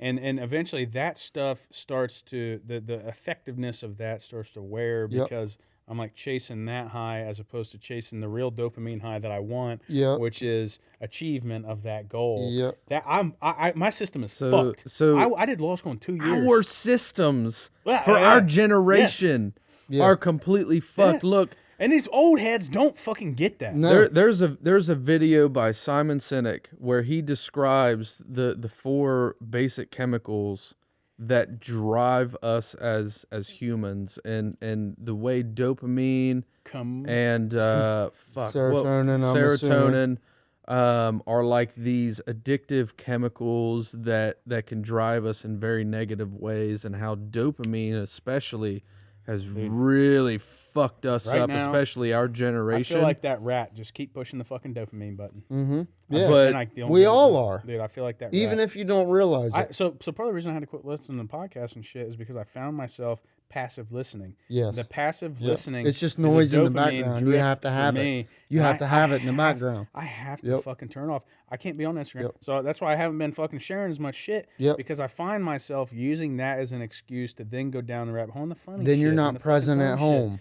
Yeah, and I'm on my phone. And I do. Oh, dude, I'm so bad about being on my phone at home. Dude, I Oh my God, I constantly- hate It's real, bro. I'm so bad then, about it. Then I bitch at my wife about it too, because I'm like, "Well, you're on your phone," and she's like, "Well, you're on your phone," and then that's the conversation. And I'm like, "Yeah, well, I'm trying not to be." Cheyenne, and I But both, you on the goddamn phone. I'm the worst about it. Cheyenne's bad about it too, but I am awful. Well, and It's real, bro. I know that. Awful. You know It's how I know real. that? Because I remember when you guys first started the show, and you're like, I had to delete the TikTok account, or I had to delete the Twitter account. You're like, I had to get rid of the Twitter account. Yeah. I cannot have Instagram on my phone. Yeah. I am. Mine's that- Twitter, bro. I'm I'm that- addicted to Twitter. I gotta have. I have to delete it for long periods at a time, or I will look at that shit all the fucking time. I literally you're had to learning. put books in my bathroom so that I would stop doom scrolling while I took Yeah. a shit. When was the last time you took a shit in just dead silence? Right. Can't do it. I don't have the attention span to do it. I was probably in I'll admit 11th it. grade. Can't do it. Yeah, dude, you went 14 years of your life where you got a smartphone. You went shit by yourself. Yeah. And it was quiet in there. Not only did I fucking go in there I never had a and hemorrhoid in my scroll life. Facebook and Yeah. shit, but then I'd be like, well, I Yep. kind of want to see some titties right now too. So Right. let me look that up, and that's a whole nother can of worms Yep. that's had our know, generation fucked up. I know. We don't really like preaching too much on this show, but I used to get in. I went to law school with a guy who was beachy Amish, and that's like Amish, but you can use a computer and you can drive a car. But he would ride his bike to law school every day. He rode his bike fucking 10 miles to law school every day. Uphill both ways. Exactly. And we had this conversation one time where I said, the most moral Christian to me is the Christian that can live in the world with the most chaos while still maintaining their faith and their morals. Mm-hmm. Where you can be exposed. the most temptation. Exactly. You are exposed to the most amount of temptation, but you continuously choose the right thing. That is a better Christian to me than, in my opinion, and I know we're not going to alienate any listeners from this because they're not listening fucking anyway. Then like an Fuck, man. then an Amish person who lives this complete deprivation. Like Yeah. I respect the fuck out of the most devout Muslims, because if you ever meet any of these guys, Yeah, I have. I have a lot of clients that Mhm. are Russian speaking Turk Muslim guys in Dayton. Dayton was marketed as this destination for USSR bloc refugees, and we have a ton of them. But I love them. I love them to death because they are all family oriented. They're all very religious. They take care of their families. They do their work. They go home and they take care of their kids. And that's Yeah. it. Yeah. The one thing that I disagree with is this complete deprivation from the temptation. Now, I drink a lot with them, so they still drink. They'll do all the bad stuff with the boys, Yeah. but at home, it's not like that. It's You on respect, family You man. respect your wife. Your wife is respected. Your Yeah. wife is covered up. That type of thing. Yeah. And I get the idea They get down with Sharia law or whatever. loosely. Yeah, I don't play with that. Well, my problem with that is, again, being exposed to the temptation and saying no is a better moral choice to me than complete deprivation, because you do not know how you're going to act when the Yeah. times are worse.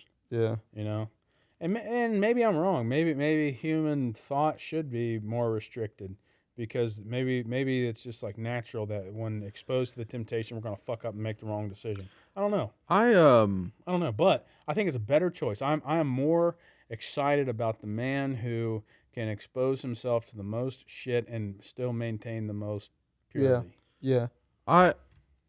So I'm not religious at all. Anyone that's been a dedicated listener of the show probably has heard me say that.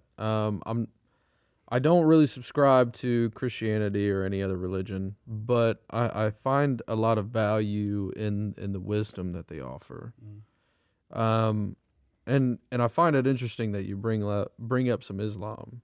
So I met some gentlemen, I met some gentlemen in the Navy that were from Africa. They grew up in that culture, Islamic, whatnot, and the one guy actually taught me quite a lot. Yeah. And I don't know that he really subscribed to like the what is it, Sharia law or Sharia whatever. law. I don't know that he really subscribed to any of that, but like I remember one year we weren't going home for Christmas, and I invited him over.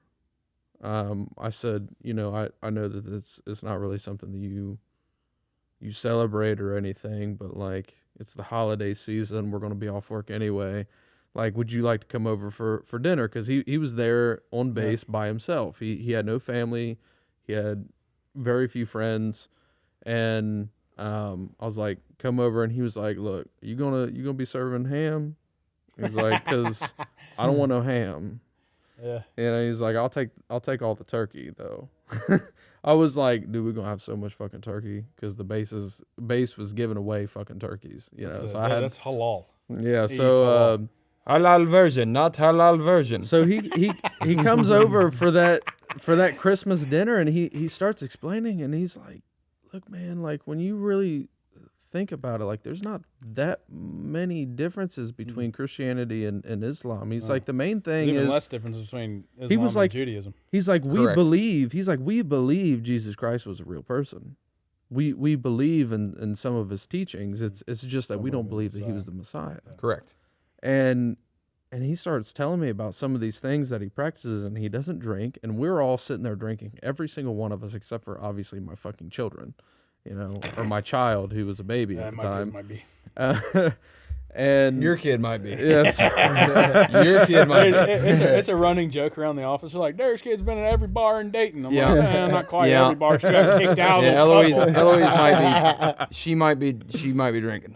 so yeah, we're sitting there, and he's teaching me about these things, and I agree with you, man. That was one of the most disciplined human beings I had ever met, because he was Well, in their home he was- country, they have to be, because Habib. there's severe consequences if not. Dude, Habib Yeah. Nurmagomedov. he wasn't from a Middle Eastern country. He was from an My whole Eastern thing with African Sharia law, like, country, you but- ever seen pictures of the Middle East before, like in the 1970s? Yeah. Like Before if you the look at Islamic, Iran, if you like the Iran Islamic in the 70s, Revolution. Iran in the 70s was one of the freest countries in the It world. was beautiful. Yeah. It was a beautiful, prosperous, rich nation. I agree with you there. Where I disagree, It's the is- extremist yes, stuff. It's when the government. The same thing with the United States. When the government is the church, That's why we have separation of churches. Yeah. and that's different from saying you cannot be a Christian and be a part of the government. That's what people try to say. Yes. which is incorrect. What we are saying is we won't mandate our beliefs upon No. you, but No. they can certainly be an influence in the And we're not government. going to write Yeah. laws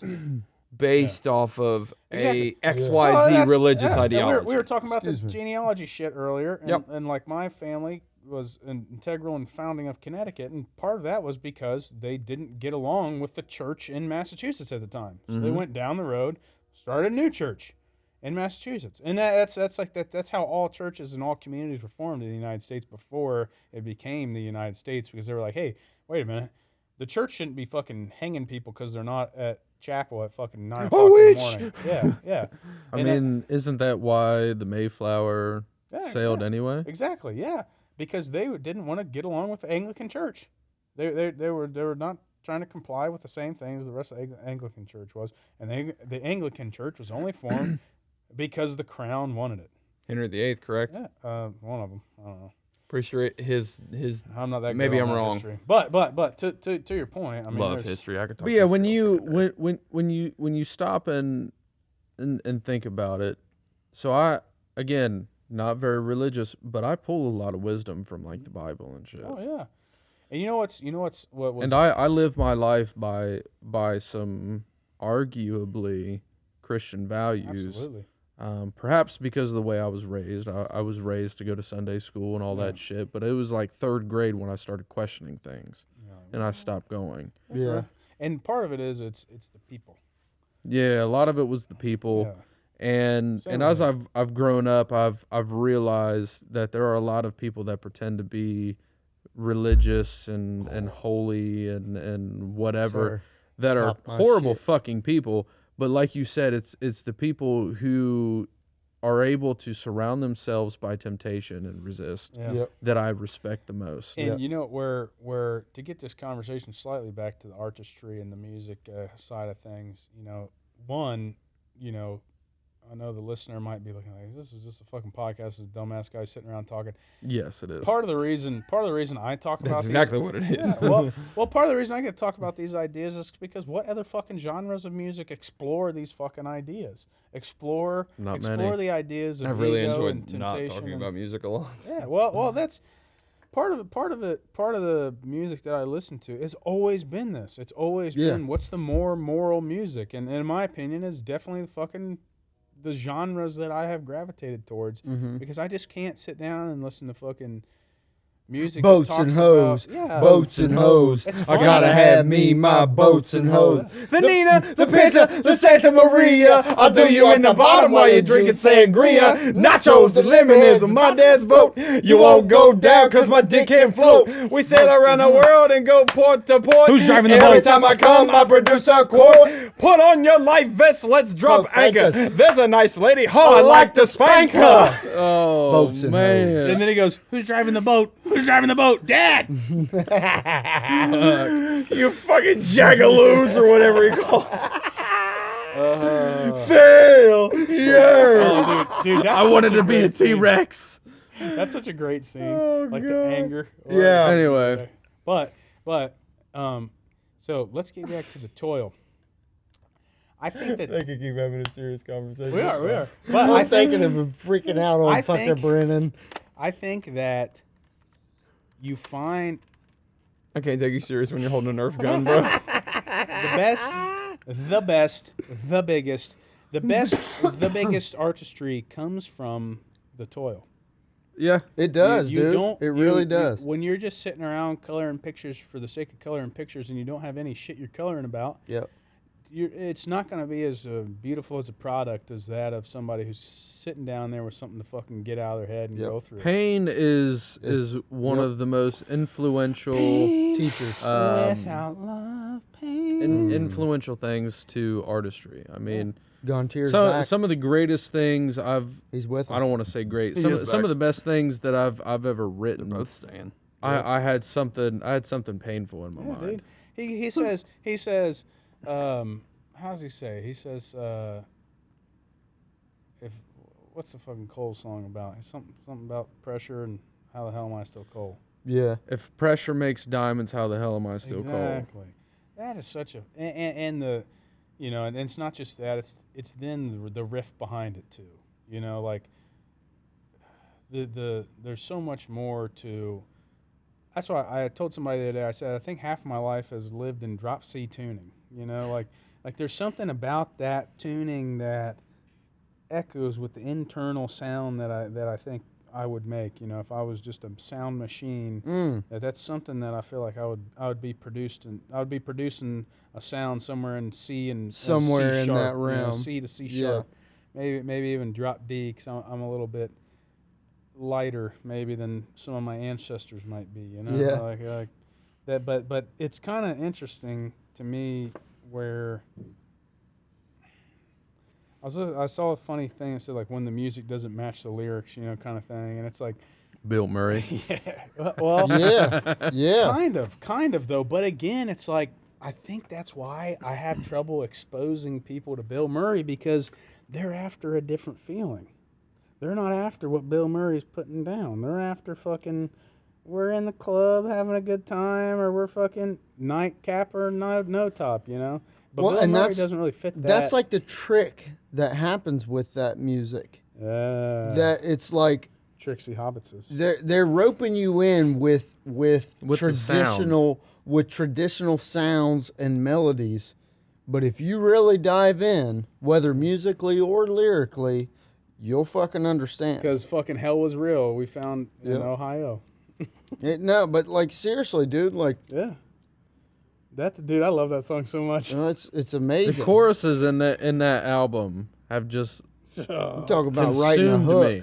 hook Oh, after hook hook, after yep. hook after hook, man. The end, when What's he say? Something about like the fucking your Florida smile can't melt your rust. Yeah, getting fuck. concussions, throw my head against a wall. Well, that's on the making- end. making- I know what making you're something talking It's out in about. the of nothing. 2016 Yeah, Cavaliers. 2016. He's like, That Florida smile. Fuck, I know what you're talking Something, about yeah. though. Yeah. but it really is. It's like that though. It's like that, and there's another fucking song from I can't. It's one of those. It's a Midwestern emo punk band, and they say something like, but he says, "Oh, I just wanted to let you know that you're cold and gray like February in Ohio." Or something like that. You know what song I'm talking February do be Is sucking that, around here. about? You know. You know what I'm talking about. We're not talking Ohio's for Lovers, right? No, it's a different band, but it's Well, Ohio's for lovers. is it's a an Ohio song, it's an but- Ohio punk emo band, and they say something like, Not I think they're from Hawthorne. Cincinnati. wanted to let you know. Oh, it's called Cold and Gray. That This doesn't- is very- Those lyrics sound like they should sound like, I just wanted to let you inside know. he says, because inside you're cold and gray like Ohio in February. And you're like, whoa, fuck, dude. If I had my February phone right now, I sucks. could I'll find it. chime in with a haven't you people ever heard Is it of neck deep? No, closing it's the not neck deep. goddamn neck deep. door? It's, City Lights. I City think Lights. it's. I think it's City a. Lights. Yeah, City Lights. Yeah. But that's like, dude, that's a fucking perfect description of Yeah. somebody that's fucking bringing you down, like some fucking hoe you just need to get rid of. Oh yeah, get You're, rid you're of it. fucking Get cold rid of and them hoes. dude. Ain't worth it, bro. Off the job site. If you've ever if you've ever lived in Ohio in fucking late February, This God, dude. sucks. This sucks. Oh, dude. It's like the 1 month you could guarantee is listen going to to this, suck. man. Yeah. I had Yeah. I had Like, a really low, Every other month, there's going to be Yeah. some good times. You can deal February, with. bro, Yeah. you I had know a- is going to suck. I had a really bad low moment the other day. I walked into a sentencing for a lady who should not be ever put in jail, who was put in jail, and she's a I don't know if I feel comfortable sharing anymore, but she's a writer. I'll say that. A writer? She's a writer. I'll just leave it at that. And I told her about 2 things I wanted to write about, like just creative writing. And one is about that first hot sun that you feel on you at the beginning of spring is starting to come and the end of winter, and you're walking outside and you get that first burst of the sun. You know what I'm talking about? Yeah. And you're like, oh, there it is. It's You've real. been That's because typically my it's like my sign that like March seasonal 4th. depression Yeah, this is motherfucker's coming like to an end. This motherfucker's Yes. like Punk Satani Phil over here. The sun comes out, he's like, yeah. 6 more weeks of winter. yeah. But there's something Spring's coming 6 months magical. earlier. There's something magical to that, and You wanna do your thing? what's his name? Rogan talks about that too. Like, there's something about people who live in winter climates that's just like different. You know, you got to survive the winter. Because we have to survive through literal fucking depression. But there's something special about that first sun that hits your face, and you're like the warmth that you haven't felt in 3 months. You know, there's something. What are you doing? I can hear there's also- twice as good now. There's also I also Damn. dude, I was also talking about the hubris of trees, and she goes, "How you mean?" You know what I'm talking about? How you mean? I've heard Yeah. that before. I got this tree, and I'm gonna name it. What you know about potassium acetate, bro? Huh? Damn. I got this tree. So you think that a tree will grow straight up and down, you know? Yeah. That's the most logical way for the tree to grow. A tree You would without think. a tree who's not concerned, who doesn't have a big head, who doesn't have the inflated ego, is going to grow straight up and down because that's the way things should go. But I got this tree that is so far leaned over that it's about to fall over because of its own weight, because it keeps trying to grow for just a little bit more sun. Each year it grows a little bit further arched over. The hubris of this tree to think that it can continue to grow horizontally until it falls over and collapses on its own weight. I want to fucking write something about that, dude. I'll fucking this The tenacity. yeah, the fucking ego. Yep. How dare you They audacity! burrow? They unmitigated gall! Yeah, this bur oak tree has such. It is Icarus flying towards the sun. Continues Yep. each year to grow a little further, leaning over until it will collapse under its own weight. It knows not what it's doing. That because reminds it's me blinded by its ego. of, you ever Yeah. seen the video of that machine Machine. that runs nonstop to save its own life? It's constantly scraping oil Yeah. into itself, and eventually I've seen that. I've seen It's that. been I know what going you're for talking like about. it's been going for like 15 years, Wow. and I'm gonna look this up. eventually it's going to run out of oil, Yeah. and it's going to work itself. But to you know death. Like, how I came upon that idea, being out, is just working out and cutting wood. Cutting wood one day, you know, you're just there with your thoughts. You're such a profound thinker, and I mean that not smart assy at all. You know, I pretend that I am. I just get drunk and I work a little too hard, and I try to. I have a half-assed philosophy degree, and I sometimes pretend like I got it. Sometimes I forget I got it. Most of the time, I forget I got it. Yeah. But every once in a while, it'll come through when I'm splitting wood, and I'm like, this fucking shit. How the fuck can this grow like this? I'm like, look at this fucking tree. Like this fucking tree. Look at this fucking It's guy. inspirational, really. Yeah, but like if you don't think deeper into certain things, like what is life Yeah. then? Well, you know what's most Like, profound? because you're constantly trying to understand yourself and things around you. It's inspirational to me because I am Icarus. I am flying toward, or I am that Yep. story. I'm flying towards the sun, trying to get a little bit closer and a little bit closer every fucking day. And it's inspirational in two ways. One, humans. The thing that separates humans from the rest of the creation is what one philosopher calls the meta-comparator. You know, we get the opportunity to sit back and think: is this the type of human I want to be? And not every, it is the assumption that not everything else has that opportunity. The dog doesn't have the opportunity to say, do I really want to be a good boy? You know? But humans do. That's the one thing that separates humans from pretty much everything else is we got the opportunity to say, is this the type of thing I want to be doing? Is this the type of person I want to be? So there's that. But then there's also this kind of comfort in knowing that the natural order of things also includes your hubris.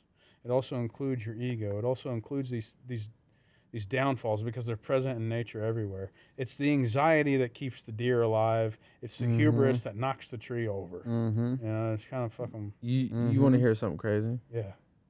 So I don't see myself as Icarus. No. I see myself as a Daedalus. Oh yeah.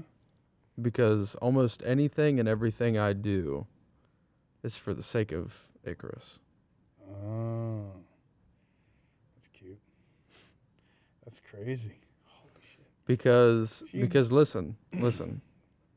I could have given up on music. I could have given up on the idea of doing anything with music when I had kids. Do you know why I didn't give up and why I still have not given up? That's because your fucking old man sat here and told the same goddamn story. No. No. Because I don't want to look at my kids and say Yeah. the reason I didn't succeed is because I had you. Oh my God, dude. I want to show my kids that regardless the situation, there is a path to succeed. You can do it. You can do it. You can do it. But what I find myself doing is trying to do things that get my kids and I off the island. But then it's my kids that end up suffering. Yeah. Which is good. I make the paper wings, Oh, and then I see. I'm afraid that one day my kids are going to fly a little too close to the sun. And I think a lot of people deal with that particular. Explain that to me really quick. So what he's saying is So that, Daedalus, so the theology behind Daedalus and Icarus is that Icarus was Daedalus's son. Daedalus is the one that created the labyrinth with the matador and whatnot, and they put some fucking kid in there, and I don't know the full story. I'll butcher it if I try to explain it. But Daedalus gave the secrets of the labyrinth to this kid so that he could escape for whatever reason, get out so that the matador didn't kill him. And because of that, the king who threw that kid into the labyrinth was pissed and was going to execute him and his kid. And so he created these paper wings for him and his son to fly away from the island to a nearby island. And he told his son not to fly too close to the sun, and he did, and his paper wings caught fire. Okay. And he drowned in the sea. There's more to that story, but bringing it back more to me is I'm trying to show my kids that no matter what the situation is, you can succeed. There's always a path away, out of whatever turmoil you're dealing with. But I'm afraid at times the way that I'm approaching life and the way I'm trying to raise my kids and the way I'm trying to teach them is going to lead them down a path where they're going to fly a little too close to the sun. And, the rest is history. I Yeah. feel you. I think Yeah. it was John Adams who said something like, I study war strategy so that my kids can study mathematics so that their kids can study piano, whatever. Right. That's a gross dumbing down of that quote. But I think that he gets it wrong. I think whoever makes that quote, I think they get it wrong because part of the reason you study war strategy, and part of the reason that you care about the ideas of governance and philosophy and all these things is in part intertwined with that toil that you have to do. And this is where I think my wife and I have the most conflict. I don't want to say conflict. It's almost unspoken conflict when raising a kid, is that I want to create situations in which my kid has to have like a controlled suffering. Yes. So Yep. that they can Yep. learn the lessons Yep. in a controlled environment that I maybe Yep. had to learn in a little bit more difficult environment. Oh, I'm about to go in on it. But I agree with you though, because I find myself, even with the hard ass philosophy I pretend to have about myself, I still find myself rolling over and being a little sweet, Yeah. a little Yeah. too sweet, Yeah. Yeah. making it a little too easy. Not me. I beat my kid's ass. Come here, you little shit. I let that little shit get away with nothing. Oh, dude, I lied to my I do dude. too. I'm so hard on my kids, but I get yelled to at for being hard on my to kid. kind of speak on that, so I've said some things to some people that thought that this was kind of fucking demonic, right? Demented, I think is the word that was said to me. You're fucked up. Going through this degree program, I run into people that have come, went straight from high school to a bachelor's degree, straight into this master's degree, and it's like they've never really experienced real life. And I've made this comment where it's like, I want to be there when life really hits them and the twinkle leaves their eyes. And hold on. So I see all these people full of hope and full of dreams and ambition and these things, and it's like, Yeah, they're idealized. I see that, and I almost feel envious because I remember what it felt like to have Good luck, that. you little fucks. Life actually sucks. And it hit me at 17. It hit me at 17. It's hitting a lot of these kids at 25, 26 years old. And so I want to be there the moment that fucking light in their eyes dies. Wow. But here's why. Because it's not until that light dies that you can really understand what life is I'll show you the way. and how to get to what you really want. Yeah. Because until you come to terms with the reality of what the fucking world really is, Nobody's gonna Bro, save you. whatever dreams you have, You got to get it out the mud. Get it you out the gotta get it out the motherfucking mud. Mm-hmm. And that's- so I say that to be funny, but it's the truth. it is. You It really is. do have You to know, get it out yeah. the mud. Like I don't. This conversation does bring me back to music a little bit, because I remember the first time, maybe not the first time, maybe the second time I came on this show, and I talked about like why did like us group of guys in particular, and like our generation of guys around Fayette County in particular, or Dayton or wherever, why do we gravitate towards this style of music? Mm-hmm. You know, and I think it, and also, why does it seem like it's not as popular? Maybe not as popular, or it's a little It's more. not. It's not. It's a little more siloed, like it's a little more It's not. concentrated. And I think it's because we live in the fucking greatest, most peaceful, easiest fucking time ever. Mhm. There is we have the ability Yeah. to sit and think about this kind there, of shit. there's Yeah. not as much grit in the world Yeah. for whatever reason, whether it's economics, whether it's just the United States, you know, whatever. But there doesn't seem to be as much struggle, you know, Yeah. and Yep. Yeah, the world's problems aren't at our doorstep anymore. yeah, and I think that's Sometimes good, sometimes bad. Well, what's the old saying of The weak men, strong men. weak men yeah. create hard times, hard times create strong men create good times create weak Weak men. men, so on and so forth. Weak men create hard times. Hard times make me hard. Damn. Just make me hard. At least you didn't say hard men make you hard, I guess. Hard men with hard rock. We play nothing but rock. Here's a Magic Dragon. Yes. to 93. But yeah, fuck hard rock. I struggle as a father with the dilemma of, I know that my kids need to experience that. How do I allow them to experience it in a controlled environment to which it doesn't destroy them? Exactly. And How do I prevent Icarus from flying too close to the sun, but also letting him fly too close to the sun so he learns the fucking lesson? My bigger concern is, how do I prevent resentment?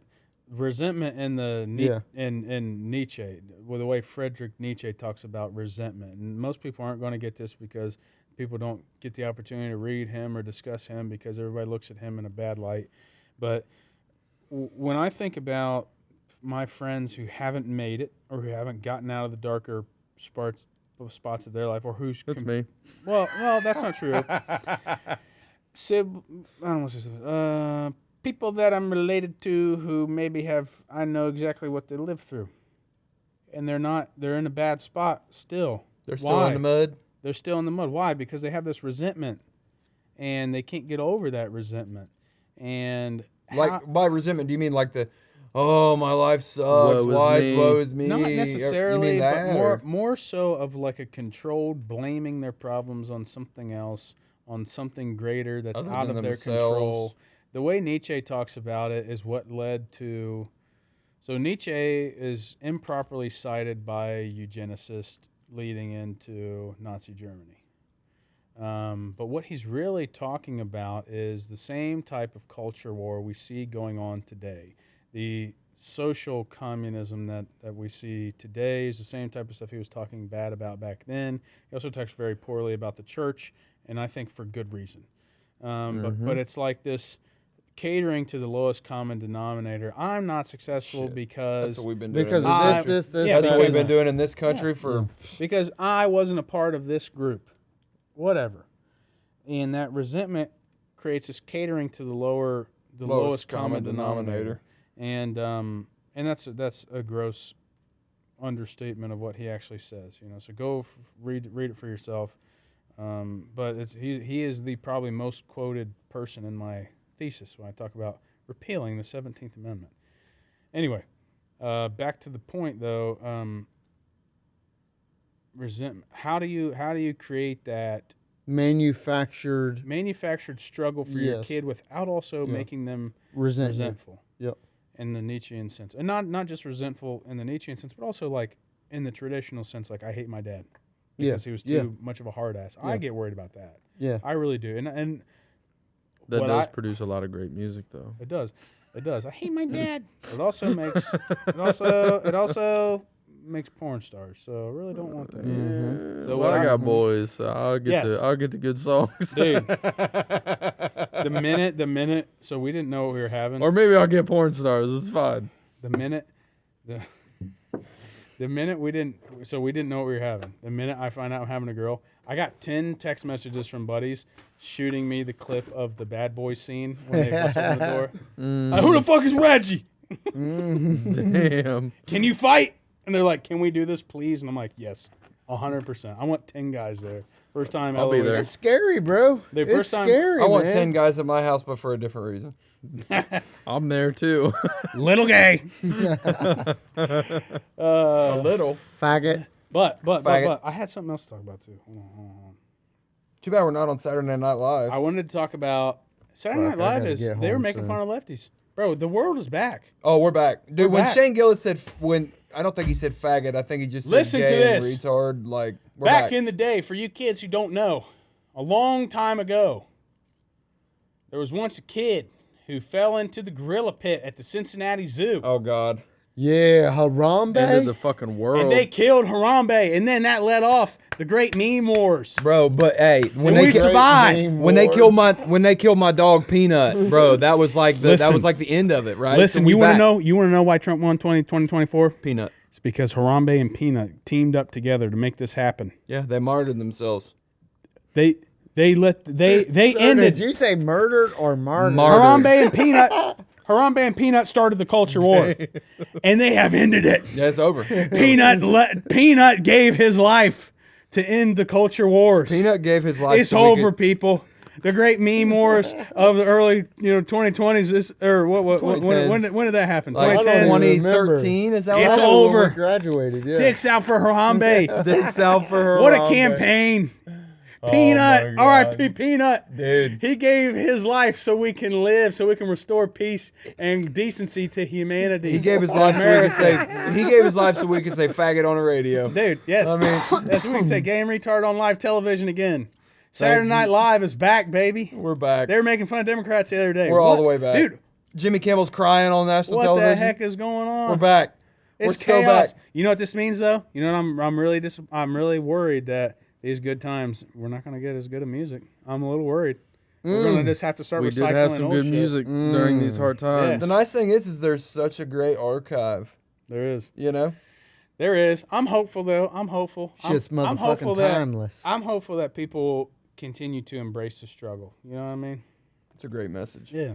I think it's a I great hope. message. But It's real, bro. I want to talk It is about absolutely I want real. to talk about some legal we're news. about to wrap this shit up because my ass is tired of shit. All right, legal news. Legal news. This is hard-hitting news.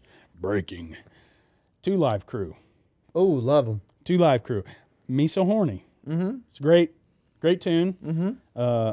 There was many times when that was played too loud on my radio in my Jeep, bumping down through the middle of Washington Courthouse. Oh, me so horny. Exactly. Oh, me so horny. So I meant to print it out so I can not misstate. And after half a bottle of bourbon, I'm going to make misstatements about what happened in this case.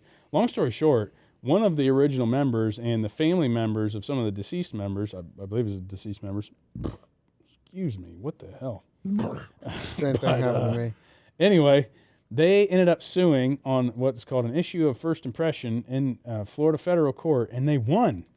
And it has to do with kind of this kind of sunset provision on when a producer or a record company can hold on to those intellectual property rights after the musician holds on to or produces that music on behalf of that record company or that producer. And it's generally 35 years. And there was a kind of a dispute as to whether the status of 2 Live Crew's employment by the record company at that point in time. And Well, a lot of that comes down to what kind of agreement they signed.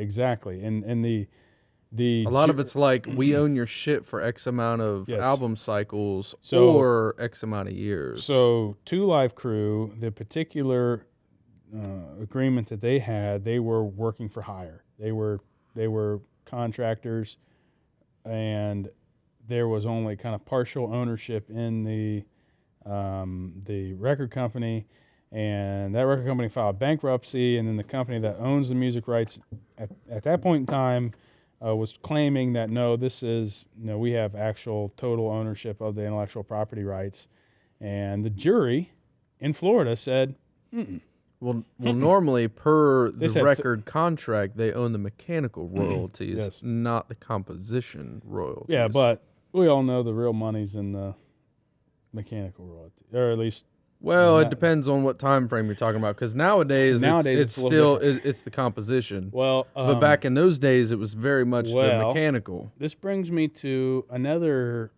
artist I have been following for only legal purposes. I couldn't really tell you any of her songs, but old fucking T Swift. Oh yeah. She has done something interesting that I think musicians should take note of. So she went back and started re-recording all of her albums on her own under her own name. I remember hearing about Yeah. that. So what Pissed she's off the labels and yes, shit. what she is doing is she is creating a separate catalog of produced music that is exclusively hers, both in the mechanical and the Be- composition. because the labels that she was signed to originally, they own the recording Yeah. that she had done with them. That does not include the recording that she may do now Yes. Mm-hmm. That of the is- compositions that she owns and has the right to record dude, it's a loophole. separately. Yeah. It's a fucking And loophole. so yeah, she's done something pretty fucking dope. Well, we both know that. We all know that dumb bitch didn't come up with that. That No, was other. that was her attorney. That was her attorney. She just went to her attorney. She's like, make this happen. She went to some beck and call attorneys. Remember I was talking about that? Yep, And she was yep. like, make this happen. They're like, hey, we got something. T Swift. Yeah. But back to that sunset provision on the ownership interest in the intellectual property rights. Jay-Z and Cher recently went that route on some of their original shit. But I think the T Swift route is probably more interesting for artists to kind of explore. Like, so if you are an Well, I artist, think part of it is she can do it because her music isn't based off of samples and shit. yes, It's based off of original composition, and she, as long as she owns the copyrights to the composition, Yeah. she can do that. But for other bands, especially newer bands who have had to sign to 360 deals, they can't do that. yeah. They can't do that because part of the 360 deal is that the record label owns part of the composition. Dude, I think the advent of intellectual property, or not intellectual property, AI, artificial intelligence, is going to change intellectual property rights, hopefully for the better. I'm hopeful that the attorneys and the composers can get together and find a way to restore property rights to producer or to composers. The problem with that whole thing is by the time we get legislation or regulations in place for for copyrights, it's already outdated There's already a per piece. the fucking industry. There's already a piece that is going to outlaw derivative work produced by AI. God damn it. I had a whole fucking file sitting on my desk at home that I was going to bring in. And it was I haven't looked into that, but I'm glad you brought that up because that is a serious issue right now. It's a big issue for like any of these people's like, make a song like Post Malone that's this and this and this and this. It's going to start outlawing that type of thing. So there's going to be harder to be that kind of poke through. Well, yeah. it's going to keep AI from fucking taking over. Yes. For Yeah. one. But also at the same sense, I really don't like this trend. I feel like I think I've told the listeners before, I'm a Tool fan. So I overanalyze every fucking song that I ever listen to. I overanalyze any song that they produce. I also have a toddler, so I watch a lot of Disney movies. So I overanalyze every fucking Disney movie, and I'm like, is this something that my kid should really be There's watching? a big message in them motherfuckers. There's a movie. It's a new movie that Ellie kind of likes, but I noticed that she doesn't like it as much as some of the other older produced movies. It's called Wish. Mm-hmm. There's this online conspiracy that's growing and growing, and there are people who are these fucking Disney adults who are fighting back against the conspiracy, but I 100% believe the conspiracy. That is like 97% written by AI. It is so fucking generic, but it's so good at the same time. It is clearly AI written, and I think that shit needs to stop. We need to find a way to fucking I'd seen close some that shit fucking where shit up. Disney lost billions buddy. and billions and billions because of billion because of their No, oh, agendas. sorry. Because the CEO said basically thought that the children were the ones picking- in charge. Yeah. They No. pissed off their number You one pissed customer, off the fucking parents. Well, that's just like Wish. I guarantee someone said, Was okay, that the one I told you to watch out for? What? Wish? He had It's like told me brand there new. was one that. I Nah, don't remember. he told me there was one that Kenny had liked. I'm like, yeah, you better watch that one. It's got some. It's fine. It's not that It might bad. not have been that one. I can't It's remember. not that Was it hateful. Coco? Nope. Coco's cute. You're talking about the one with I'm obsessed with the them Coco's emotions, movies. the emotions in the Coco's head just and so shit. long. That's Yeah. For a actually kid's I like movie. that one Yeah. too. Dude, Coco made me fucking cry Bro, a little Yeah. bit. Coco- man. What What was the one I was about jazz sad. musician, the jazz Soul. guitarist? Soul. Soul. Oh, Dude, that was Lord. I've incredible. never seen that one. Incredible. good? Incredible. Is What's it it past called? the no woke agenda test? No, none of them I do can't right remember. now. None of them do, but there's some that are better than Coco others. did. I didn't really think Coco had. Coco's pretty straightforward, but it's a part Soul of was that, all right. Soul was all right. It's a part of that like movement. Like we got to have all this representation. Oh, of every because single culture, it's and so- minority but based it's or whatever. fine. Yeah, It's I don't fine. care about that. That's fine. And what's funny that's That's it's that Matt Walsh movie. Am I Racist thing? oh And yeah. he's talking to that lady, and he's like, "Oh, there's like, I'm so upset that my daughter's gravitating towards the white princesses." And he's like, "Oh, that's interesting because I have a white daughter, and she loves Moana, but at the same time, do I go out and buy her the Moana dress because that's cultural appropriation?" And then he's like, "Yeah." And it's like, what the fuck do you do? What are you supposed to do then? I mean, my daughter loves Moana. My daughter loves A Princess and the Frog.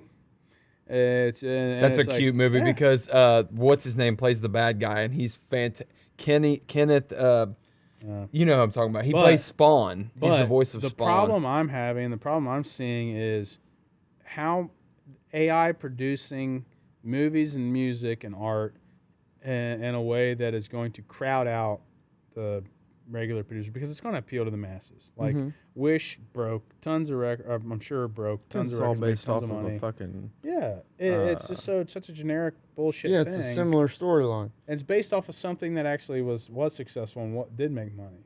Like it's based off of something good. You take something and you say, hey, It's all based off of a formula, Yeah, which it's is derivative. mathematical. it's derivative. And what I would like to do is, well, maybe it goes back to that fucking Zach Bryan concert where he invites the real musicians out and they get a whole fucking crowd of people standing. Y'all need on to their be feet. glad that you don't have gigantic fucking ears that these headphones Dude, hurt. you don't need them headphones. You're picking up fucking. My bad. You hear the whales? Also, I did have one other thing to talk about. Y'all need to get out there and watch the Drumeo shit on YouTube. It's fucking sweet. I don't know what Hey, that did is. I you watched see Sleep the Sleep Tokens. Token one? Oh. Yes. An offering. He's That like, Hey, motherfucker is unreal. Hey, I almost He is unreal. had chokehold down. oh, dude. When I got my drums back out, I almost had chokehold down. But I never heard anybody. that was the easiest of the songs that he Oh. does. He's unreal. I love, like I said, I love Tool and listen to like them break down some of the Tool songs and stuff. Like, god damn, dude, I never realized how much I appreciated the drum work of some of my favorite bands. Well, a lot of it with Tool is because of the crazy ass time Timing, signatures.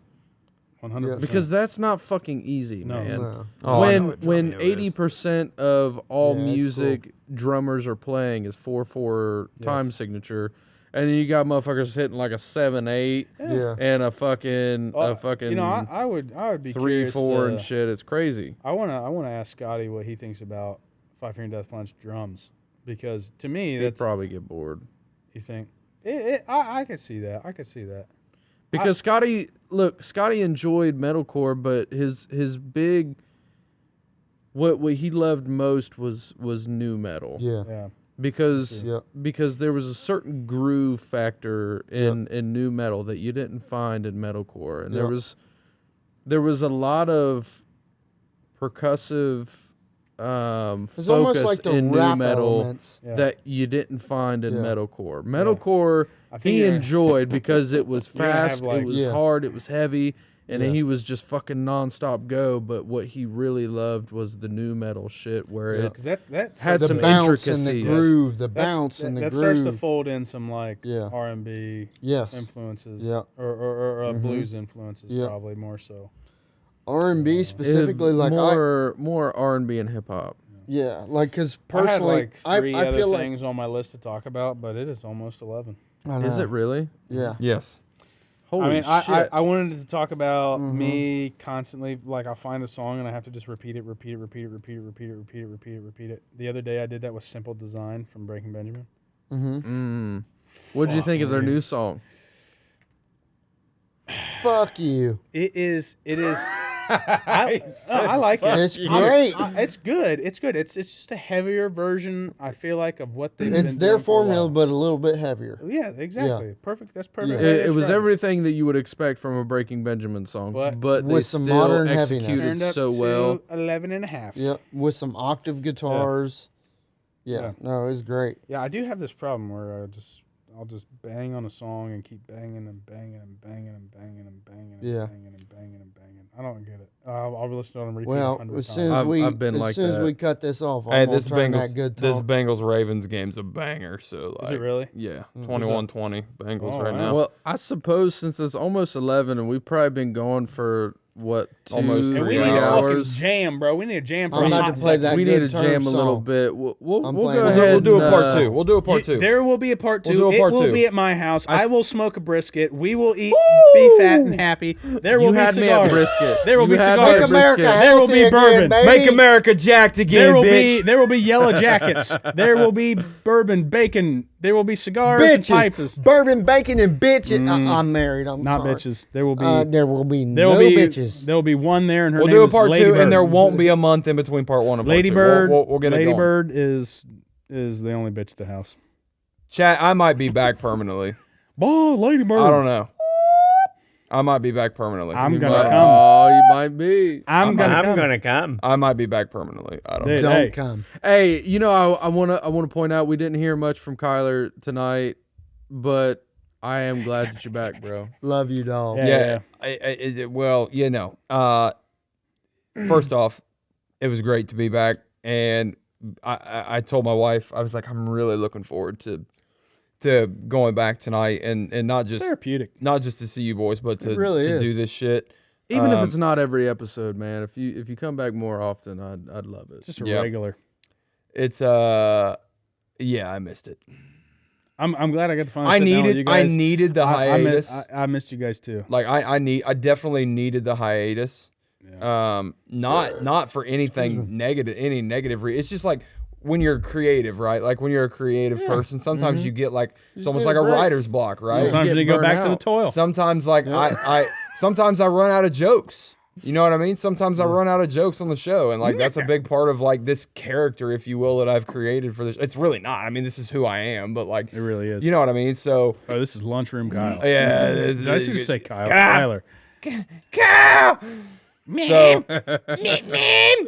So there's gonna be a part 2.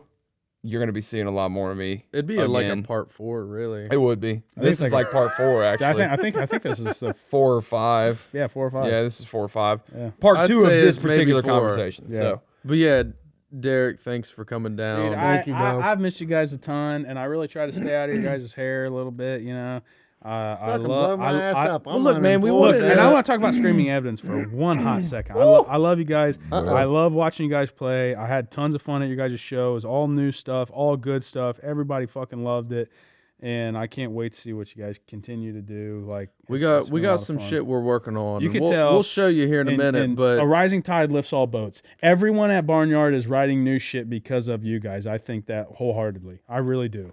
Everyone else seems to be not just as motivated, but motivated to write new stuff, whether it's Sour Blood, and I love all their new shit. I love it. I love Liquid 16 had new stuff. Any of the regulars that are on that show had new stuff, and it felt there felt like a trajectory upward at the show this year that I did not feel before. absolutely. So, Yeah, Y'all- we definitely appreciate you coming on, man. Anytime. Coming down here and fucking love it. You guys are gonna make me move back home. I know Preston and I, since Kyler had kind of stepped away, we try to keep things going, and I done the one episode with Broken Habits a few weeks. It was almost a month ago.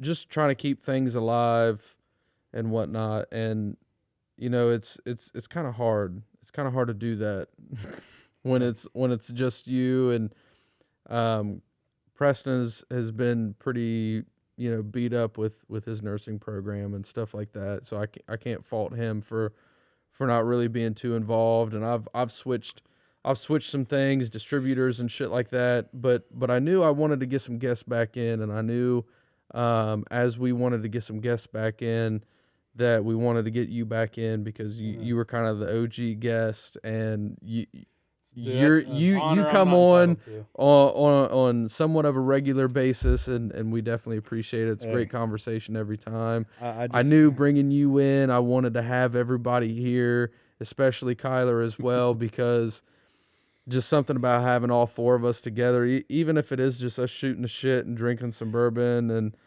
just hanging out and apparently smoking some cigars now. It's been a great time. I've been looking forward to this since we booked it, because this is my social hour. I don't get out much, and this is my time to hang out with the boys, hang out with friends, and have good conversations that I don't get to have anymore. And it's meant a lot to me tonight, fellas. I appreciate all of you coming out. Even you, Preston. I know you're busy with your program and stuff, making some time to be here. I appreciate all of you being here. It's been great conversation. I'll be up at 5:15, motherfucker. And I love you for being here. I got an all-day CLE tomorrow, so this was fucking perfect. I get to eat breakfast and fucking talk about the fucking here's what's going on new at the court. It's fucking but it's an honor that I don't deserve. You guys are the fucking real workhorses behind this. I think that men need to talk more together and do things more together. That's something I try to preach to my wife, that I need time with the boys. I mean, there is something therapeutic about it. I have thought about doing some form of like men's retreat or something of that sort. And I mean it in a sense of, I get you. Like, I don't even know how I would structure it, but something of this sort that would involve physical tasks, challenges, something.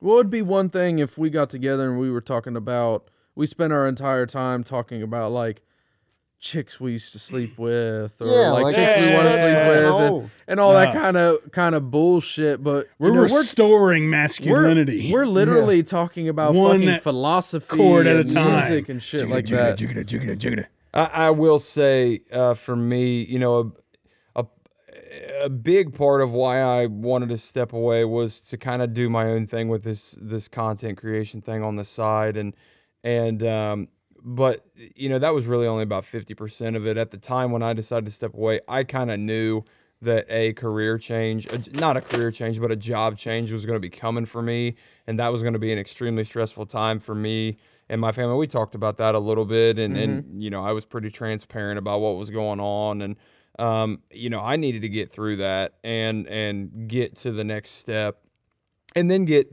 ingratiated in that next step. And you know, That's a fucking word there, man. I am college educated, believe it or not.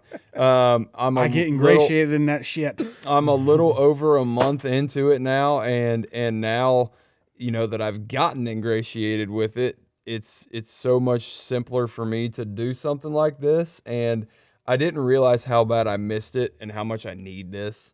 Like, I need this. Like, this kind of shit. You know what I mean? Like, dude, I love my wife and my kid more than anything in the world, but like, man, I missed this shit with the bros, like, big time. And I went through, I mean, August, September, and October, and really just August and September. Yeah, October too, I guess. The last 3 months have been so stressful with the whole work thing. I haven't made a TikTok in over a month. Like, that's just, I kind of put that off too. I'm like, yeah, I don't have time for this. I've got to get shit straightened out. And then I did. And now I'm like, man, I was so excited for tonight. I was excited to sit in this fucking seat, no matter how much I hate this fucking couch. I was so juiced to sit here and do this tonight. And You mean the casting couch? that's what it is, bro. Well, we done had, well, you know. Huh? Wait till we turn the camera off. Yeah, exactly. So I just want to thank Preston and Tyler Where's my Moloch the Owl God? for allowing me to come back on. And We wanted you. well, I know you did, but still, I you know, kind of dipped out on y'all and had to take care of my own shit for a little bit and do some individual soul searching, if you will, and try some new things. And One way to say jerking your gherkin along. yeah. So I got something to tell you after. Hey, the show, sorry, by the way, so- babe. I gotta go do some things on my own. I'll be in the closet. Aim for the bushes. Let's fucking bust out the guitars, boys. All right, y'all. It's been a great one. Make sure you guys tune in for part 2. Why am I doing this? This is your. Rock and roll, you got it. just No. go ahead and run He's with it, bro. motherfucking back, He's baby. back, baby. He's back. Fucking, we're doing it live. I guess I'm back. I guess I'm fucking back. It's been a great show. I'm happy to be back. And Derek was great to have back in the show. Catch us for part 2. We'll see you guys on the next one. And until then, Your mom's a hoe. We are the Screaming Idiots. We'll see you next week. Peace, love, dove, motherfucker. We out. Me so horny. Your mom's a hoe.